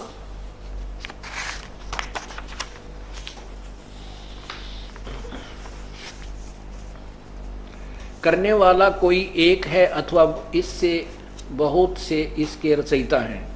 कर्ता के अभाव में कार्य होना असंभव है, यह प्रश्न मेरे मन में उठा करता है। कुछ लोग भगवान शंकर को परम कारण मानकर जगत का रचयिता बतलाते हैं। वे कहते हैं कि देव आदि देव भगवान शंकर अविनाशी पुरुष हैं और उनका कभी जन्म और मरण नहीं होता। वे आत्मा में रमण करने वाले देवताओं पर भी उनका शासन बना रहता है। तीनों गुण रहते हुए भी उनसे वे निर्लिप्त रहते हैं। वे सर्व संसार रूपी सागर के उद्धार करने वाले आदि आदि। दूसरे कई लोग कहते हैं भगवान विष्णु की प्रशंसा किया करते हैं। वे शक्तिशाली पुरुष हैं, व्यक्त अखिल ऐश्वर्य के संपन्न परब्रह्म परमात्मा हैं। उनकी कृपा से भक्ति मुक्ति दोनों सुलभ हो जाती हैं। आगे देखो, कुछ दूसरे लोग ब्रह्मा जी को सृष्टि का प्रधान कारण बताते हैं। आगे देखो, अब यहां से देखें, कितने ही ऋषि श्रेष्ठ मुनि कहते हैं कि जो निरंजन निराकार निर्लेप निर्गुण अवरूप एवं व्यापक ब्रह्म है, उन्हीं से जगत की सृष्टि हुई है। कहीं कहीं वेद और उपनिषदों में भी वे भी ब्रह्म तेजों में बतलाए गए हैं। वे ही ब्रह्म तेजों में बतलाए गए हैं, यानी ज्योति निरंजन। वे प्रधान पुरुष हैं, हजारों मस्तकों आंखों कानों हाथों और चरणों से संपन्न है, आदि आदि। आगे देखो, अब ब्रह्मा जी कहते, नारद जी ने अपने पिता ब्रह्मा जी से पूछा। मैंने कहा, पिताजी यह संपूर्ण ब्रह्मांड कैसे उत्पन्न हुआ? आपने सम्यक प्रकार से इसकी रचना की है अथवा विष्णु इस विश्व के रचयिता हैं या शंकर ने इसकी सृष्टि की है? जगत प्रभो, आप विश्व के आत्मा हैं, सच्ची बात बताने की कृपा करें किन देवताओं की पूजा करनी चाहिए और कौन देवता सबसे बड़े एवं सर्वसमर्थ हैं, निष्पाप ब्रह्मा जी, इन सभी प्रश्नों का समाधान करके मेरे हृदय के संदेह को दूर करने की कृपा कीजिए। सत्यवती नंदन व्यास जी, इस प्रकार मेरे प्रश्न करने पर लोक पितामह ब्रह्मा जी मुझसे कहने लगे।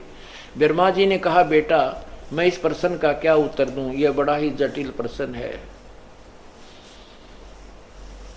आगे देखो, आज्ञा देखना, नीचे ये रह गया इसी में।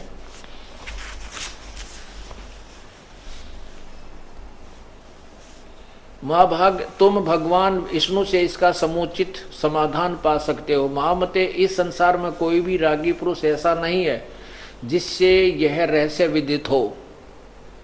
एक तरफ तो क्लियर कर रहे हैं कि कोई भी मंत्र दिखता नहीं जो इस सच्चाई को बता सके, किससे उत्पन्न हुआ, कौन परमात्मा, कौन बड़ा देवता है, किसने ब्रह्मांड की रचना की, फिर भी अपने तुक्के लगाता है। आगे देखो, जो त्यागी, अहंकार रहित एवं ईर्ष्या शून्य है वही इसके रहस्य को जान सकता है। पूर्व काल में सर्वत्र जल ही जल था। सर्वत्र जंगम जितने प्राणी, स्थावर जंगम जितने प्राणी हैं उनमें कोई भी नहीं थे। तब कमल से मेरी उत्पत्ति हुई। उस समय मुझे सूर्य, चंद्रमा, वृक्ष तथा पर्वत कुछ भी नहीं दिखाई दिया, कुछ भी दिखाई नहीं पड़े। मैं कमल की कणका पर बैठकर विचार करने लगा, इस अगाध जल में मैं कैसे उत्पन्न हो गया, कौन मेरा रक्षक है, तथा इस प्रलय काल में सृष्टि में संहार करने वाले कौन विशिष्ट पुरुष हैं। कहीं भी स्पष्ट रूप से भूमि भी नहीं दिखती जिस पर यह जल टिका हुआ है। यह कमल कैसे उत्पन्न हो गया, यों विचार करके मैं जल में उतरा। 1000 वर्ष तक पृथ्वी की खोज करता रहा, अन्वेषण करता रहा।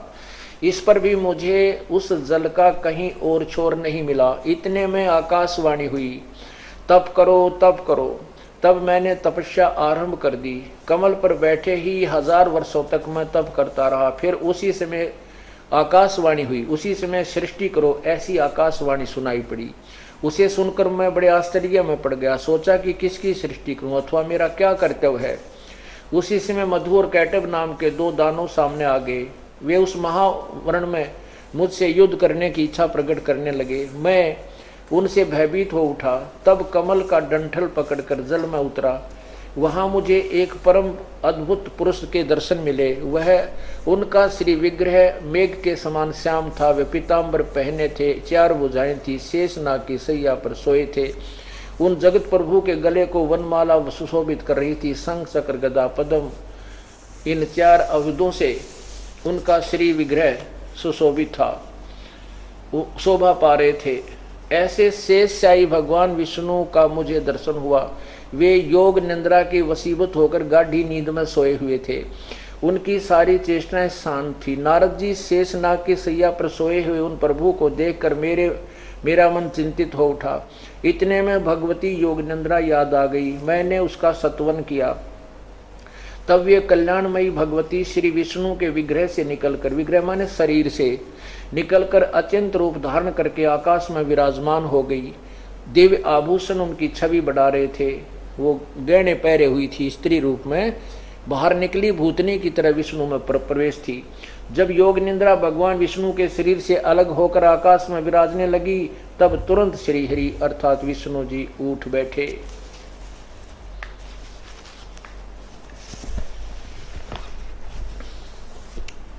अब यहां तक कि जो आपने देवी पुराण पढ़ा, इसको दोबारा संक्षिप्त में बताता हूं।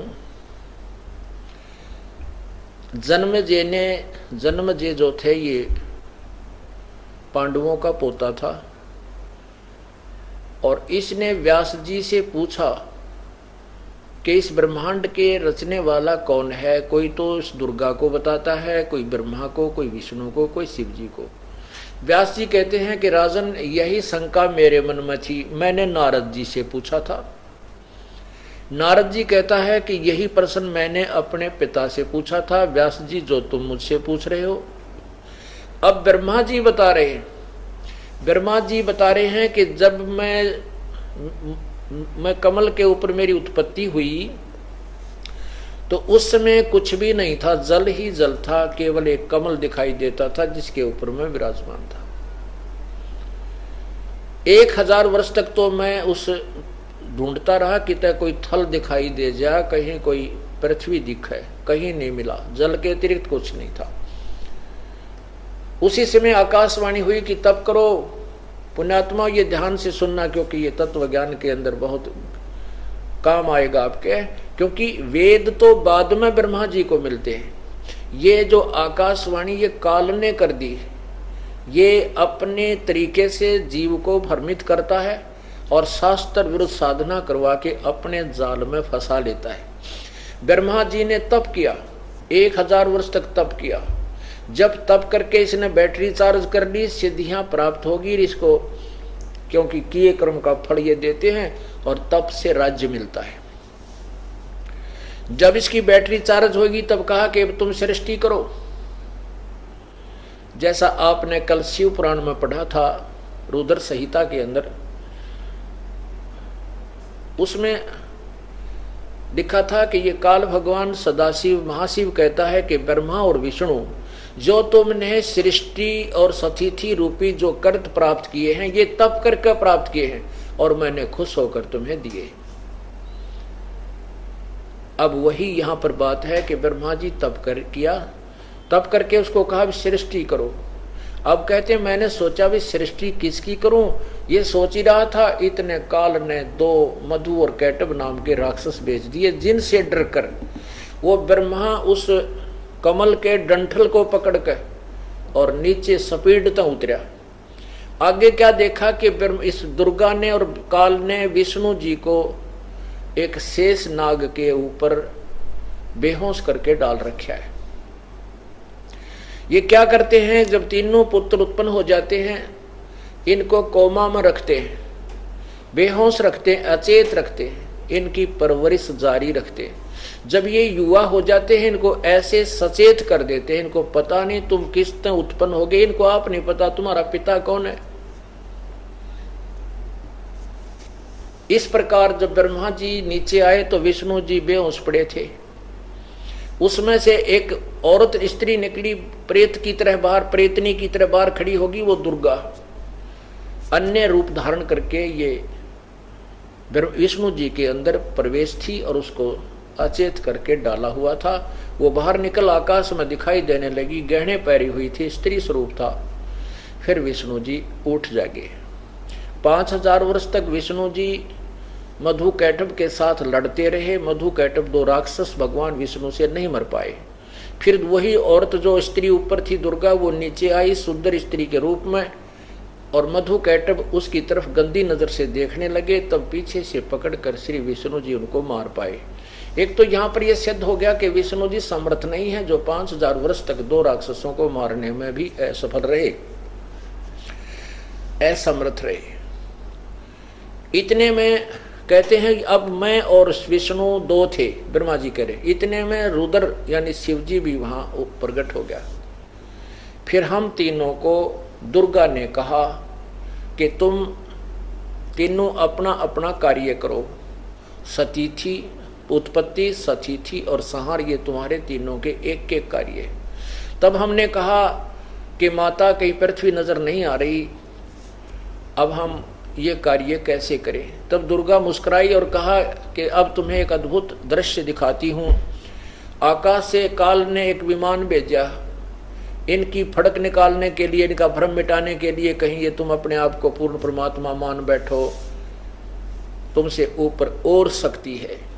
विमान में बैठाया, ऊपर आकाश में विमान भेज दिया। ऊपर क्या देखा, एक ब्रह्मा और देखा, एक विष्णु और देखा, एक शिव और देखा, एक ब्रह्मलोक और देखा, वहाँ इंद्र और देखा। उसके बाद ये दुर्गा के पास गए और दुर्गा वहाँ जाकर के इनको पता चला कि ये तो हमारी माँ है और हम इससे उत्पन्न हुए हैं। अब आपको यही जो दास ने बोल के सुनाया है इस देवी पुराण में देखिए, यही तीसरा स्कंद चल रहा है। ये तीसरा स्कंद और ये श्रीमद् देवी भागवत, संक्षिप्त देवी भागवत। अब हम यहाँ आगे हैं विष्णु जी के शरीर से अलग होकर आकाश में विराजने लगी। तुरंत ही श्री हरि उठ बैठे। उन्होंने मधु और कैटव के साथ 5000 वर्षों तक बड़ी घमासान लड़ाई की। तब वे दैत्य मरे। पहले देवी के कटाक्ष से मधु और कैटव मोहित हो गए थे।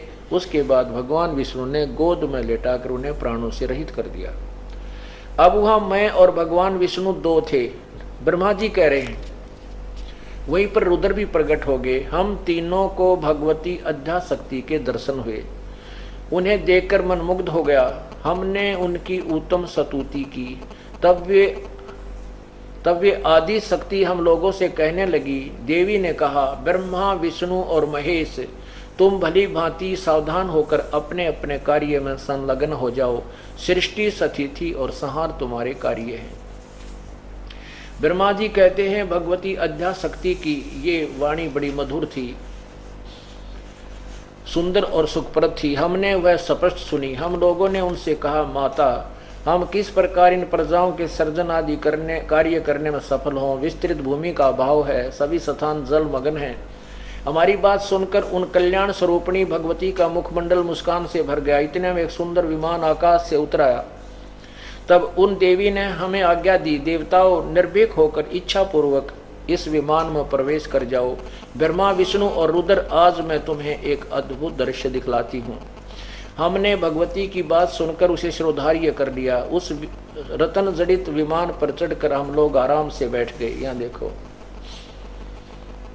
देवी ने अपने सामर्थ्य से विमान को आकाश में उड़ा दिया। ब्रह्मा जी कहते हैं, मन के समान तीव्र गति से चलने वाला वह विमान जिस अपरिचित स्थान पर गया, वहां संपूर्ण फलों से लदे हुए अनेक सुंदर वृक्ष थे। आगे एक अत्यंत सुंदर नगर दिखाई पड़ा। अद्भुत चारद्वारी उस नगर की छवि बढ़ा रही थी। उसमें बहुत से ऊंचे ऊंचे महल थे। उचित स्थान पर यज्ञशाला बनी थी। उस नगर को देखकर उसका परिचय प्राप्त करने की मन में इच्छा उत्पन्न हुई। सोचा, यह स्वर्ग हो, पर किसने इसकी रचना की। वस्तुतः वह नगर का बड़ा ही अद्भुत था। वहाँ के राजा देवता के समान देव पुरुष थे। शिकार खेलने के विचार से वे वन में घूम रहे थे। उन्हें तथा विमान पर बैठे हुए भगवती जगदम्बिका को हमने देखा। इतने में हमारा विमान हवा का बल पाकर आकाश में मंडराने लगा। अक्षण भर के बाद ही एक दूसरे सुंदर प्रदेश में जा पहुंचा। वहां हमने देखा अनुपम नंदन वन था। परिजात की सघन छाया के नीचे सुरभि गौ बैठी थी। उसमें ही ऐरावत हाथी विराजमान था। सैकड़ों अप्सराएं, यक्ष, गंधर्व और विद्याधर उस पराजित पारिजात के उपमन में गाते विहार कर रहे थे। देखा तो वहां एक महाभाग इंद्र भी थे। ये ब्रह्मलोक में पहुंच गया इनका विमान। उनके समीप उनकी प्राण प्रिय सची विद्यमान थी। वह स्वर्ग के सदृश देखकर आश्चर्यचकित हो गई। यहाँ देखो, इतने में हमारा विमान तेजी से चल पड़ा और वहां दिव्य धाम ब्रह्मलोक में जा पहुंचा। संपूर्ण देवता उस नगर के सामने मस्तक झुकाया करते हैं।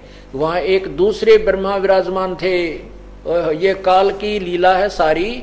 वहां एक दूसरे ब्रह्मा विराजमान थे। उन्हें देखकर भगवान शंकर और विष्णु को बड़ा आश्चर्य हुआ। सभा लगी थी। आगे देखो, भगवान शंकर और विष्णु ने मुझसे पूछा, चतुरानन, ब्रह्मा जी कह रहे हैं, मेरे से पूछा उन्होंने कि ये अविनाशी ब्रह्मा कौन है। मैंने उत्तर दिया, मुझे कुछ पता नहीं। सृष्टि के अधिष्ठाता ये कौन है? भगवान, मैं कौन हूँ, ये कौन है, हमारा उद्देश्य क्या है? इस उलझन में मेरा मन चक्कर काट रहा है। इतने में मन के समान तीव्रगामी वह विमान तुरंत वहां से चल उड़ पड़ा और कैलाश के सुरभि शिखर में पहुंचा। यहाँ देखो, वहां विमान के पहुंचते ही एक भव्य भवन से त्रिनेत्रधारी भगवान शंकर निकले। ये काल 3 स्थानों पर रहता है। रजगुण प्रभावित और तमगुण युक्त उन अलग अलग ये बना रखे हैं। तो वहां पहुंचे तो भगवान शंकर निकले। वे नंदी वृषभ पर बैठे थे। उनके 5 भुजाएं थी। उनके 5 मुख थे और 10 भुजाएं थी। मस्तक पर चंद्रमा सुशोभित था। नीचे देखो, अक्षण भर के बाद वह विमान वहां से उस शिखर से भी पवन के समान तेज चाल से उड़ा और बैकुंठ लोक में पहुंच गया, जहां भगवती लक्ष्मी का विशाल भवन था। बेटा नारद, वहां मैंने जो संपत्ति देखी उसका वर्णन करना मेरे लिए असंभव है। उस उत्तमपुरी को देखकर विष्णु का मन आश्चर्य के समुद्र में गोते खाने लगा। वहां कमल लोचन श्री हरि विराजमान थे। अलसी के फूल के समान उनके श्री विग्रह की कांति थी। पीताम्बर पहने थे, 4 भुजाएं थी। वे पक्षी राज गरुड़ पर विराजमान थे। दिव्य आभूषण से उनकी अनुपम शोभा हो रही थी। यहां देखो आगे, इतने में पवन से बातें करता हुआ वह विमान तुरंत उड़ गया। आगे अमृत के समान मीठे जल वाला समुद्र था। उसका जल बड़ा ही मधुर था। अब देखो, वहीं एक मनोहर द्वीप था उस समुद्र में। उस द्वीप में एक मंगल में मनोहर पलंग बिछा था। उस पलंग पर एक सुंदर रतन जड़े थे। उस उत्तम पलंग पर एक दिव्य रमणी बैठी थी, सुंदर स्त्री बैठी थी। वे ऐसी प्रभावपूर्ण देवी थी मानो करोड़ों बिजलियां एक साथ चमक रही हों। अत्यंत सुंदर मुख था, लाल लाल दांत थे, करोड़ों लक्ष्मियों के से भी अधिक वह सुंदर थी। यहाँ देखो, उनको देखकर हम सभी महान आश्चर्य में पड़ गए। कुछ समय तक हम वहीं ठहरे रहे। आपस में कहने लगे, ये सुंदरी कौन है और इसका क्या नाम है? हम इसके विषय में बिल्कुल अनभिज्ञ हैं। इसके हजारों नेत्र, हजारों हाथ, हजारों मुख, दूर से देखने से ही कितनी सुंदर प्रतीत हो रही है। ये न कोई अप्सरा है और न कोई गंधर्व कन्या एवं देव कन्या है। यों नारद यों संदेहग्रस्त होकर के हम लोग वहां रुके रहे। तब भगवान विष्णु ने चारों सावनी भगवती को देखकर विवेक पूर्वक निश्चय कर लिया कि ये भगवती जगदम्बिका है। तब उन्होंने कहा कि ये भगवती हम सभी की आदि कारण है, ये अपनी माता है, जन्म देने वाली है। महाविद्या और महामाया इन्हीं के नाम है। ये पूर्ण प्रकृति है। आगे देखो, अब विष्णु जी बता रहे हैं वो दुर्गा के बारे में।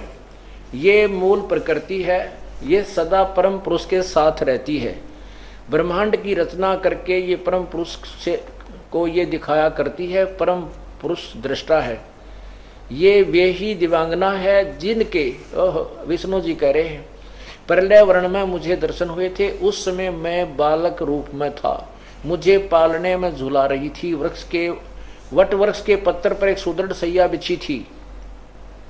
उस पर लेटकर मैं पैरों के अंगूठों को अपने मुख कमल जैसे मुख में लेकर चूस रहा था। अब देखो, उन्हें देखकर मुझे पहले की बात याद आ गई है और ये हम सबकी जननी है। इनके विषय में मेरी जितनी जानकारी है वह मैं सब तुम्हें अनुभव कर चुका हूँ। कुछ अनुभव कर चुका हूँ, वह सुनाता हूँ। आगे देखो, अब हम आपको दिखाते हैं 123 पे। अब विष्णु जी बता रहे हैं कि मेरा जन्म होया तब मैं बालक के रूप में विराजमान था। यहाँ देखो, विष्णु जी अपनी माता की स्तुति कर रहे हैं। तुम शुद्ध स्वरूपा हो, यह संसार तुम्ही से उद्भासित हो रहा है। मैं ब्रह्मा और शंकर हम सभी तुमसे तुम्हारी कृपा से विद्यमान है। हमारा आविर्भाव जन्म तिरोभाव मान मृत्यु हुआ करता है। केवल तुम ही नित्य हो, जगत जननी हो, प्रकृति और सनातनी देवी हो। आविर्भाव माने जन्म, विष्णु जी स्वीकार कर रहे हैं कि हमारा तो जन्म और मृत्यु होता है। आविर्भाव माने जन्म, तिरोभाव माने मृत्यु हुआ करता है। केवल तुम ही नित्य हो यानी अविनाशी हो, जगत जननी और प्रकृति सनातनी देवी हो। आगे देखो, शंकर जी बोले, भगवान शंकर बोले, देवी यदि महाभाग विष्णु तुम्ही से प्रकट हुए हैं तो उनके बाद उत्पन्न होने वाले ब्रह्मा भी तुम्हारे ही बालक हुए। और फिर मैं तमोगुणी लीला करने वाला शंकर क्या तुम्हारी संतान नहीं हुआ? अर्थात मुझे भी उत्पन्न करने वाली तुम ही हो।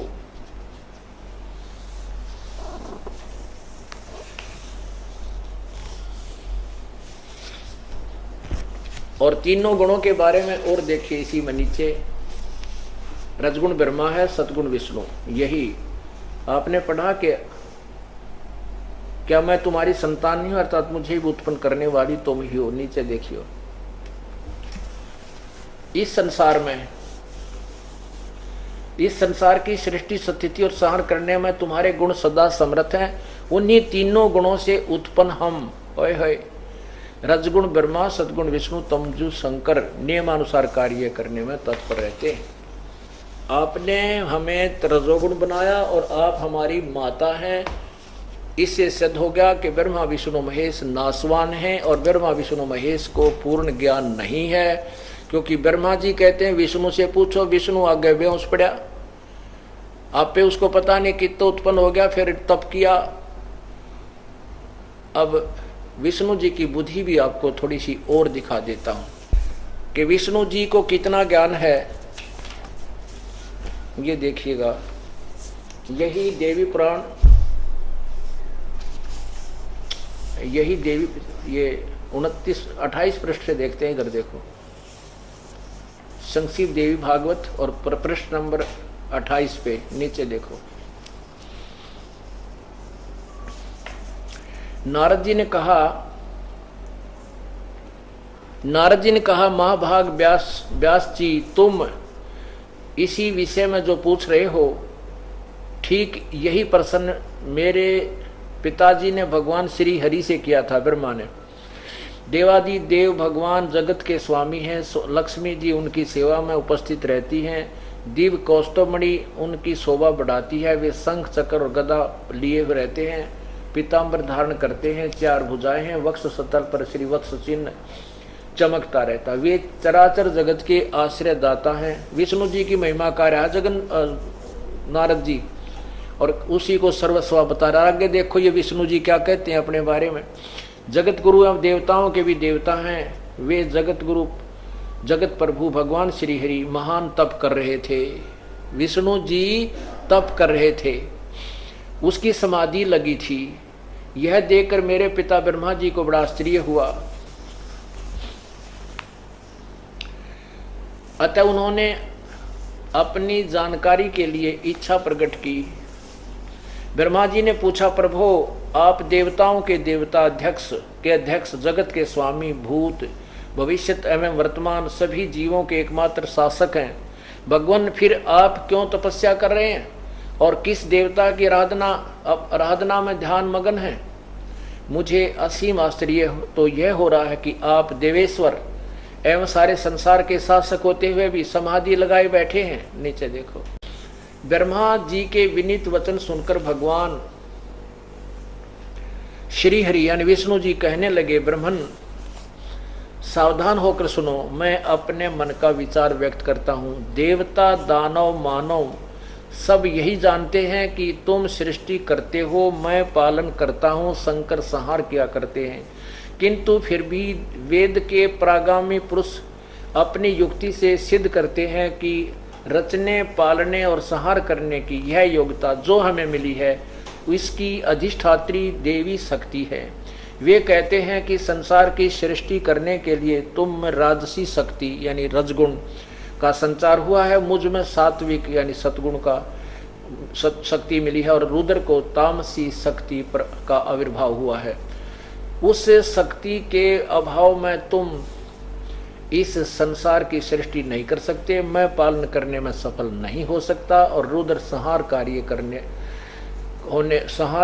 कार्य होना भी संभव नहीं है शंकर से, रुद्र से। ब्रह्मा जी, हम सभी उस शक्ति के सहारे हैं, दुर्गा के, अपने कार्य में सदा सफल होते आए हैं। सुवर्त, प्रत्यक्ष और प्रोक्ष दोनों उदाहरण मैं तुम्हारे सामने रखता हूं, सुनो। यह निश्चित बात है कि उस शक्ति के अधीन होकर ही मैं इस शेष नाग की सैया पर सोता और सृष्टि करने का अवसर आते ही जाग जाता हूँ। मैं सदा तप करने में लगा रहता हूँ। उस शक्ति के शासन से मैं कभी मुक्त नहीं रह सकता। कभी अवसर मिलता है तो लक्ष्मी के साथ सुखपूर्वक समय बिताने का सौभाग्य प्राप्त होता है। मैं कभी तो दानों के साथ युद्ध करता रहता हूँ। अखिल जगत को भय पहुंचाने वाले दैत्यों को विकराल शरीरों का शांत करना मेरा परम कर्तव्य हो जाता है। यहाँ देखो, अब इसमें क्या कहा है कि मैं सदा तप करने में, यहाँ देखो, मैं सदा तप करने में लगा रहता हूँ।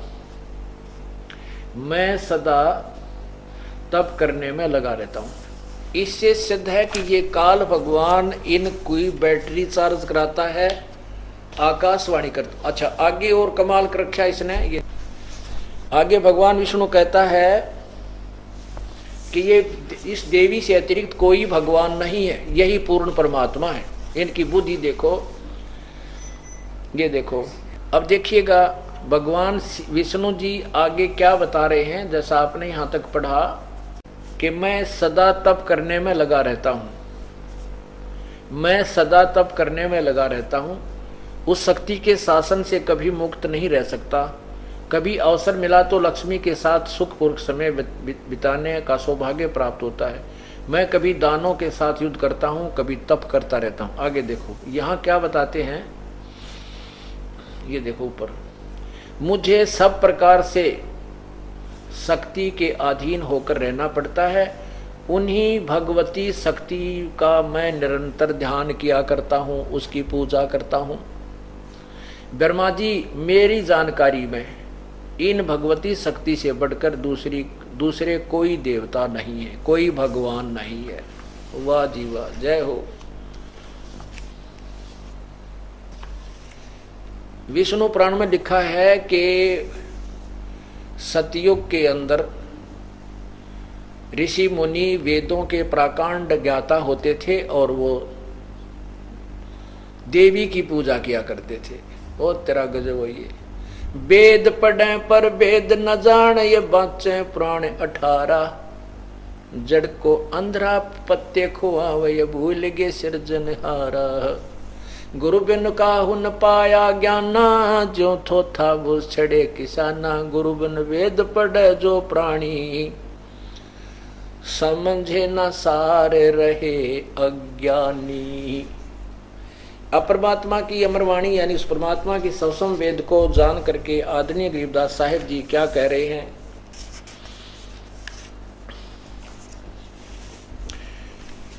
माया और धर्मराया कहिए, विष्णु ब्रह्मा विष्णु महेश्वर माया और धर्मराया कहिए, इन पांचों मिल पर पंच बनाया वाणी हमरी लइए।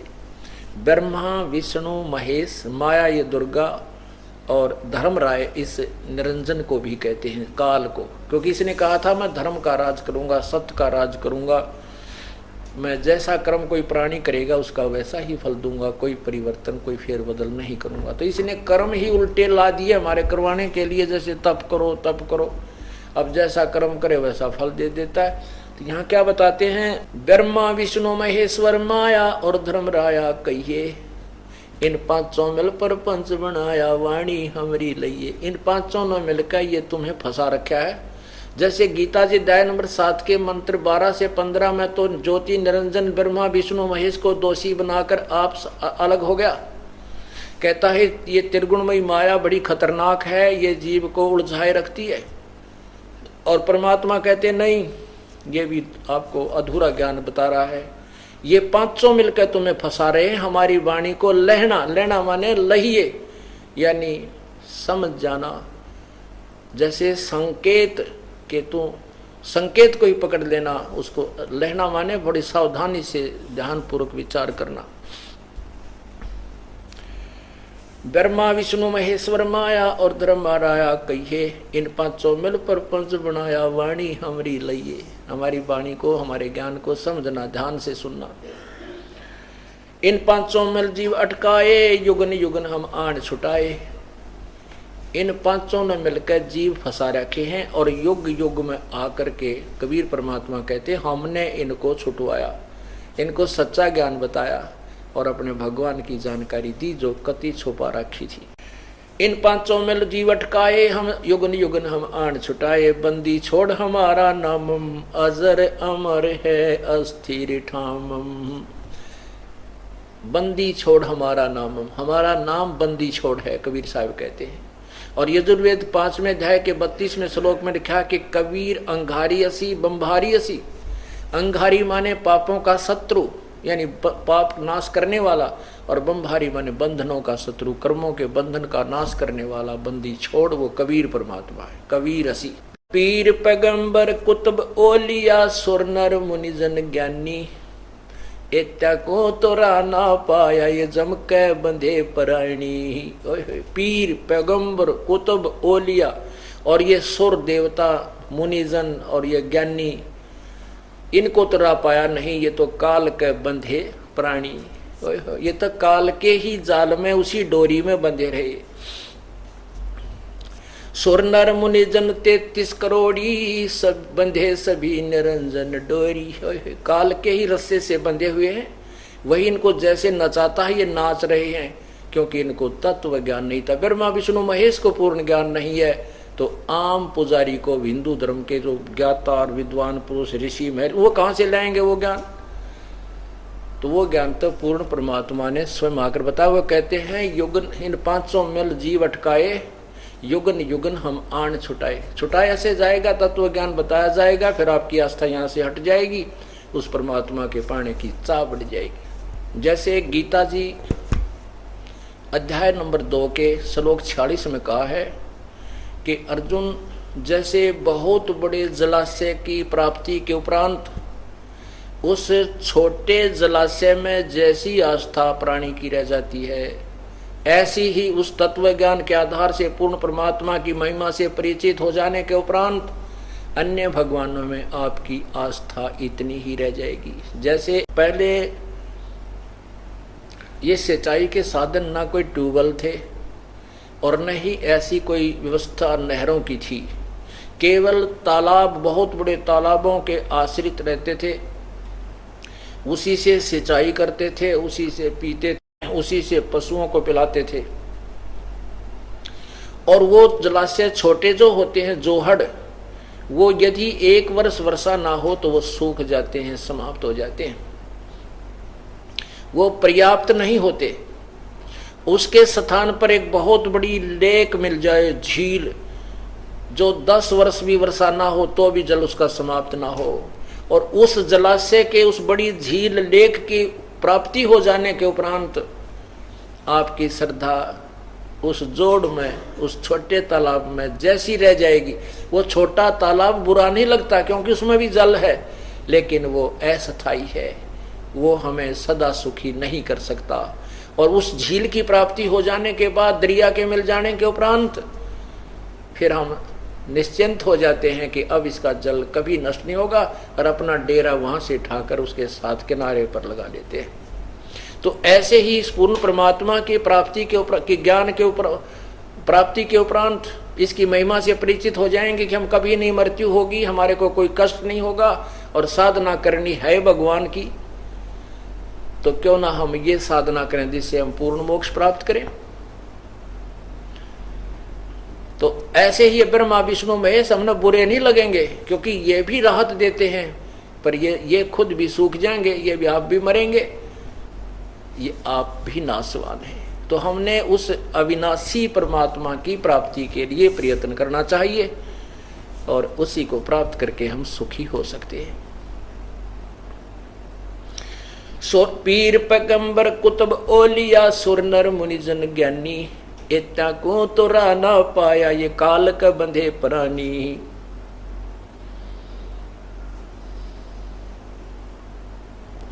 सैंस 88 दीप मुनीश्वर बंधे मुल्ला डोरी, इत्या में जमका तलबाना चलियो पुरुष किशोरी। इन सब के ऊपर तो काल का हुक्म है, तलबाना बुलावा है, ये सब काल के अधीन चलते हैं। 14 भवन गवन है मेरा जल थल में सरबंगी। कबीर परमात्मा कह रहे हैं कि 14 भुवन गवन है मेरा जल थल में सरबंगी, खाल्य खलक खलक में खाल्य के अवदल अवगत अचल अभंगी, खाल्य खलक खलक में खाल्य के अवगत अचल अभंगी। अगर अलीर चक्र है मेरा जिससे हम चल आए, पांचों पर परवाना मेरा बंद छुटावन धाए। इन पांचों के ऊपर हमारा हुक्म चलता है, ब्रह्मा विष्णु महेश और दुर्गा और काल के ऊपर, और हम तुम्हारी बंद छुटाने के लिए यहाँ आए हैं।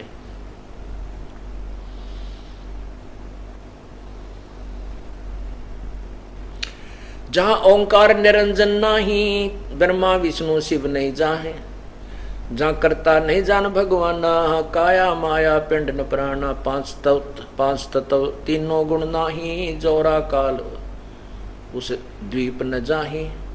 अमर करूं सतलोक पठाऊं, ताते बंदी छोड़ कहाऊं।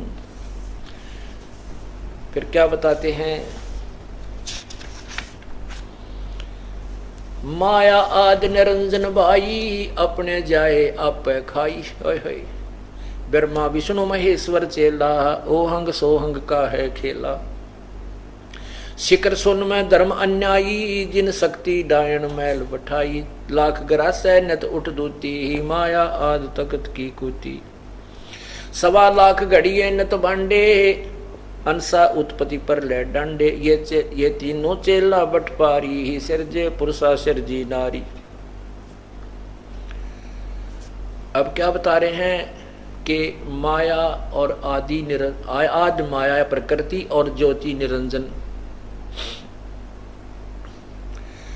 ये अपने जाए आप पे खावें। आप पे पैदा करें आप पे खावें। माया आदि निरंजन भाई अपने जाए आप पे खाई। ब्रह्मा विष्णु महेश्वर चेला ये इन्हीं के शिष्य हैं, इन्हीं के आदेश से सब कार्य करते हैं ब्रह्मा विष्णु महेश्वर। शिखर सुन में धर्म अन्यायी जिन शक्ति डायन मैल पठाई। अभी आपको दिखाते हैं कि जहां ये एक विमान लेकर के ऊपर भेजे थे दुर्गा ने, ये देखिएगा ये एक ब्रह्मांड का चित्र है।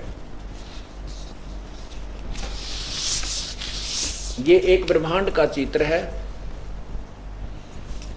और इसमें यहां नीचे देखें हम पृथ्वी हमारी ये है, ये पृथ्वी है, हम यहां बैठे हैं।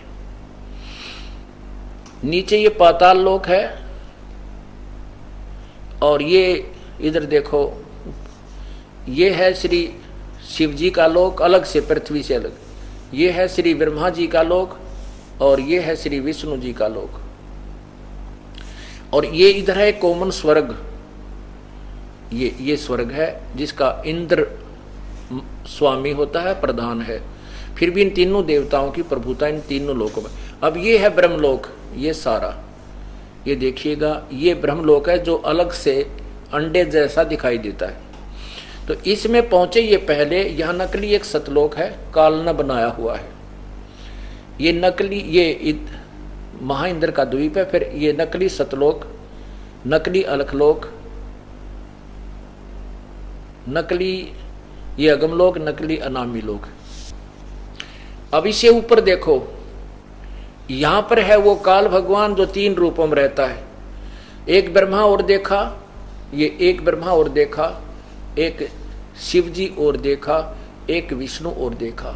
इसने 3 स्थान बना रखे हैं, एक रजोगुण प्रधान क्षेत्र, दूसरा तमोगुण प्रधान क्षेत्र और तीसरा सतोगुण प्रधान क्षेत्र। इन तीनों में स्वयं ही महाब्रह्मा और महा उस सावित्री के साथ रहता है, दुर्गा को मां सावित्री बना लेता है। वहां जो पुत्र उत्पन्न होता है वो स्वतः रजोगुण युक्त हो जाता है। और जो सतोगुण में प्रधान क्षेत्र में ये काल महाविष्णु और दुर्गा को लक्ष्मी रूप में रखता है, यहाँ दोनों के संयोग से जो पुत्र उत्पन्न होता है उसका नाम विष्णु रख देते हैं और वो स्वतः सतोगुण युक्त हो जाता है। ये तमोगुण प्रधान क्षेत्र है। इसमें जब ये काल भगवान शिव रूप में, सदाशिव महाकाल जैसे महाशिव रूप में और दुर्गा को पार्वती रूप में रखता है, इन दोनों के संयोग से जो पुत्र उत्पन्न होता है वो स्वतः तमोगुण युक्त हो जाता है। अब ये क्या कहता है कि शिखर शून्य में धर्म अन्यायी, ये शिखर शून्य है इस ब्रह्मांड का सबसे ऊपर का स्थान, शिखर चोटी। यहाँ पर ये काल रहता है और नीचे देखो इस दुर्गा का अलग स्थान है। ये देखो इधर ये वाला, ये दुर्गा अपने अलग स्थान पर भी यहाँ रहती है अलग से, और यहाँ से ये फिर नीचे आती है, इसका अलग ही स्थान आने जाने का काल के पास अब उसके लोक में, ये नहीं बताती उसके विषय में। ये नीचे आती है यहाँ देखना, और ये सब नीचे के इन ब्रह्मा विष्णु महेश और अपने सभी नीचे के जितने पृथ्वी पाताल स्वर्ग इन सब को ये व्यवस्थित कर रही है। इसके विषय में कहा कि शिखर शून्य में धर्म अन्यायी जिन शक्ति डायन मैल पठाई, या दुर्गा नीचे डायन अपने पुत्रों को जाती है, आप ही काल के मुंह में डाल रही है। लाख ग्रह सैन्यत उठ दूती ही माया आद तकत की कुती। अब माया माने जाल। अब ब्रह्मा विष्णु महेश भी जाल फैला रहे हैं, और ब्रह्मा ये दुर्गा और निरंजन भी, ये भी एक जाल है, माया है। क्या कहते हैं, लाख गिरा सैन्यत उठ दूती ही माया आद तकत की कुती। 1 लाख सवेरे उठते ही 1 लाख जीवों को, मनुष्य शरीरधारियों को खाती है। दुर्गा सहयोग देती है और काल इनको खाता है। लाख 1.25 लाख घड़िए नत भांडे, अंसा उत्पत्ति पर ले डंडे। 1.25 लाख प्रतिदिन ये भांडे, ये शरीर बर्तन जिनमें ये जीव फंसा रखा है, 1.25 लाख घड़िए नत भांडे, 1.25 लाख रोज नए जीव पैदा करता है, 1 लाख मनुष्य शरीरधारी जीवों को खाता है और 1.25 लाख की उत्पत्ति करता है। लाख ग्रह सैन्यत उठदूती माया आद तकत की कुती। 1.25 लाख घड़िए नत भांडे, हंसा उत्पत्ति पर ले डंडे। ये जीवात्मा जो है, ये बेचारी जन्म और मृत्यु के दंड से दंडित कर रखी है। ये तीनों चेला बटपारी, सिरजे पुरुषा सिरजी नारी। यो खोखापुर में जीव भुलाए, सोपन विष्ट बैकुंठ बनाए। ये तीनों चेला बटपारी, बटपारी माने ठग, धोखा दे रहे हैं ब्रह्मा विष्णु महेश भी। और इन्होंने स्त्री पुरुषों की रचना करके यहाँ जीवों की सतिथि उत्पत्ति करवाई, सतिथि उलझाए बैठे हैं और फिर मार रहे हैं। खोखापुर में जीव भुलाए, सोपन विष्ट बैकुंठ बनाए। यो खोखापुर खाली, इसमें कुछ भी नहीं, अंत में किसी का कुछ हाथ नहीं लगता। आज हम अरबपति खरबपति हैं, पुत्र हैं, पुत्री हैं, रिश्तेदार हैं, अब मर जाए अपने हाथ क्या लगा। ये खोखापुर है, यानी खाली है, कुछ नहीं इसके अंदर, किसी को कुछ भी प्राप्त नहीं होता, केवल डड़े ढुआ रहा है ये काल हमारे से। खोखापुर में जीव भुलाए, सोपन विष्ट बैकुंठ बनाए। स्वर्ग और वो जिसको विष्ट कहते हैं उर्दू फारसी में मुसलमान भाई, और बैकुंठ कहते हैं हिंदी यानी संस्कृत में हिंदू लोग कहते हैं। ये विष्ट कहो चाहे बैकुंठ, ये तो एक सोपन सा बना रखे, अपने पुण्य को समाप्त करके वापस फिर 84 लाख योनियों में आप आते हो। ये अरहट का कुआ लोई, यागल बंजा है सब कोई। अरहट का कुआ, एक रहट होता था पुराने समय में। अब वर्तमान के बच्चों को तो उस रहट के विषय में जानकारी नहीं है, फिर भी थोड़ा सा एक चित्र दिखाते हैं जो जिससे वर्तमान के बच्चे समझ जाएंगे अरहट किसको कहते हैं, इसलिए चित्र दिखाना अति आवश्यक है। ये देखिएगा, ये एक पुली है, एक पुली है, ये पुली। इस पुली के ऊपर एक चैन लगी है, ये चैन, ये नीचे ये वाली चैन है। इस पे बाल्टी लगी है, बैकेट्स, और ये बाल्टी, ये चैन पुली घुमाई जाती है। पहले बैल से या ऊंट से चलाई जाती थी कोल्लू की तरह, और ये नीचे आती है खाली, और यहाँ से भर के, ये यहाँ से आती है खाली, इधर से चल के भर के आती है। ये आगे चलो, और यहाँ से आकर के यहाँ खाली होती हैं, और यहाँ एक प्लेटफार्म सा होता है, इससे ऊपर से आगे खेतों में चली जाता है ये पानी सिंचाई के लिए। तो ये यहाँ से ऊपर खाली होगी, फिर नीचे आई, यहाँ से भरी, फिर ऊपर गई, फिर खाली हुई, फिर यहाँ से आई, और फिर यहाँ से फिर ये खाली होगी, फिर नीचे आई, और ये फिर भरी, फिर नीचे आई, फिर भरी, फिर खाली हुई। कहते हैं ये रहट का कुआ लोई, ये अरहट का कुआ लोई, यागल बंजा है सब कोई। कीड़ी कुंजर और अवतारा, हरहट डोर बंधे कई बारा।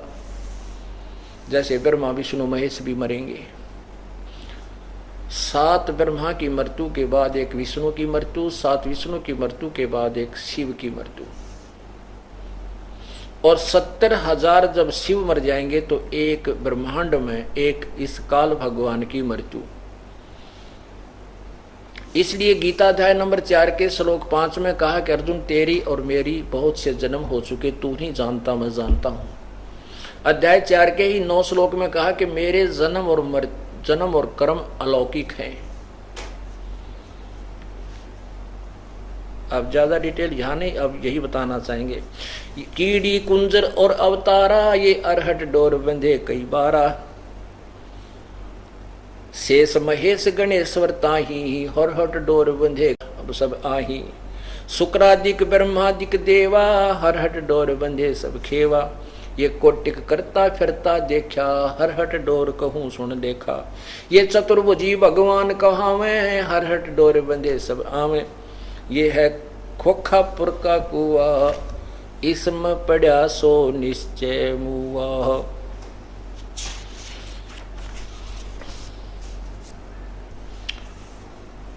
अब क्या बताते हैं, जैसे एक ब्रह्मा की रात्रि, दिन और रात, 1000 चतुर्युग का ब्रह्मा का दिन, इतनी ही रात्रि। ओए हो, एक चतुर्युग में 43,20,000 वर्ष। ऐसे ऐसे 1008, वैसे लमसम 1000 मानते। 1000 चतुर्युग का ब्रह्मा का दिन, इतनी रात, 30 दिन रात का महीना, 12 महीना का 1 वर्ष, 100 वर्ष की आयु ब्रह्मा जी की। ओए होए। और इससे 7 गुना विष्णु की, विष्णु से 7 गुना शिव की, फिर भी मृत्यु। कहते इतनी उम्र बुलंद मरेगा अंतरे, क्योंकि सतगुरु लगे ना कान, न भेंटे वो संतरे। इतनी लंबी भी आयु जब तेरी हो जाएगी इस काल के लोक में, तो भी अंत में मरेगा, क्योंकि तुझे वो परम संतत्वदर्शी संत नहीं मिले। बोलो सतगुरुदेव की जय।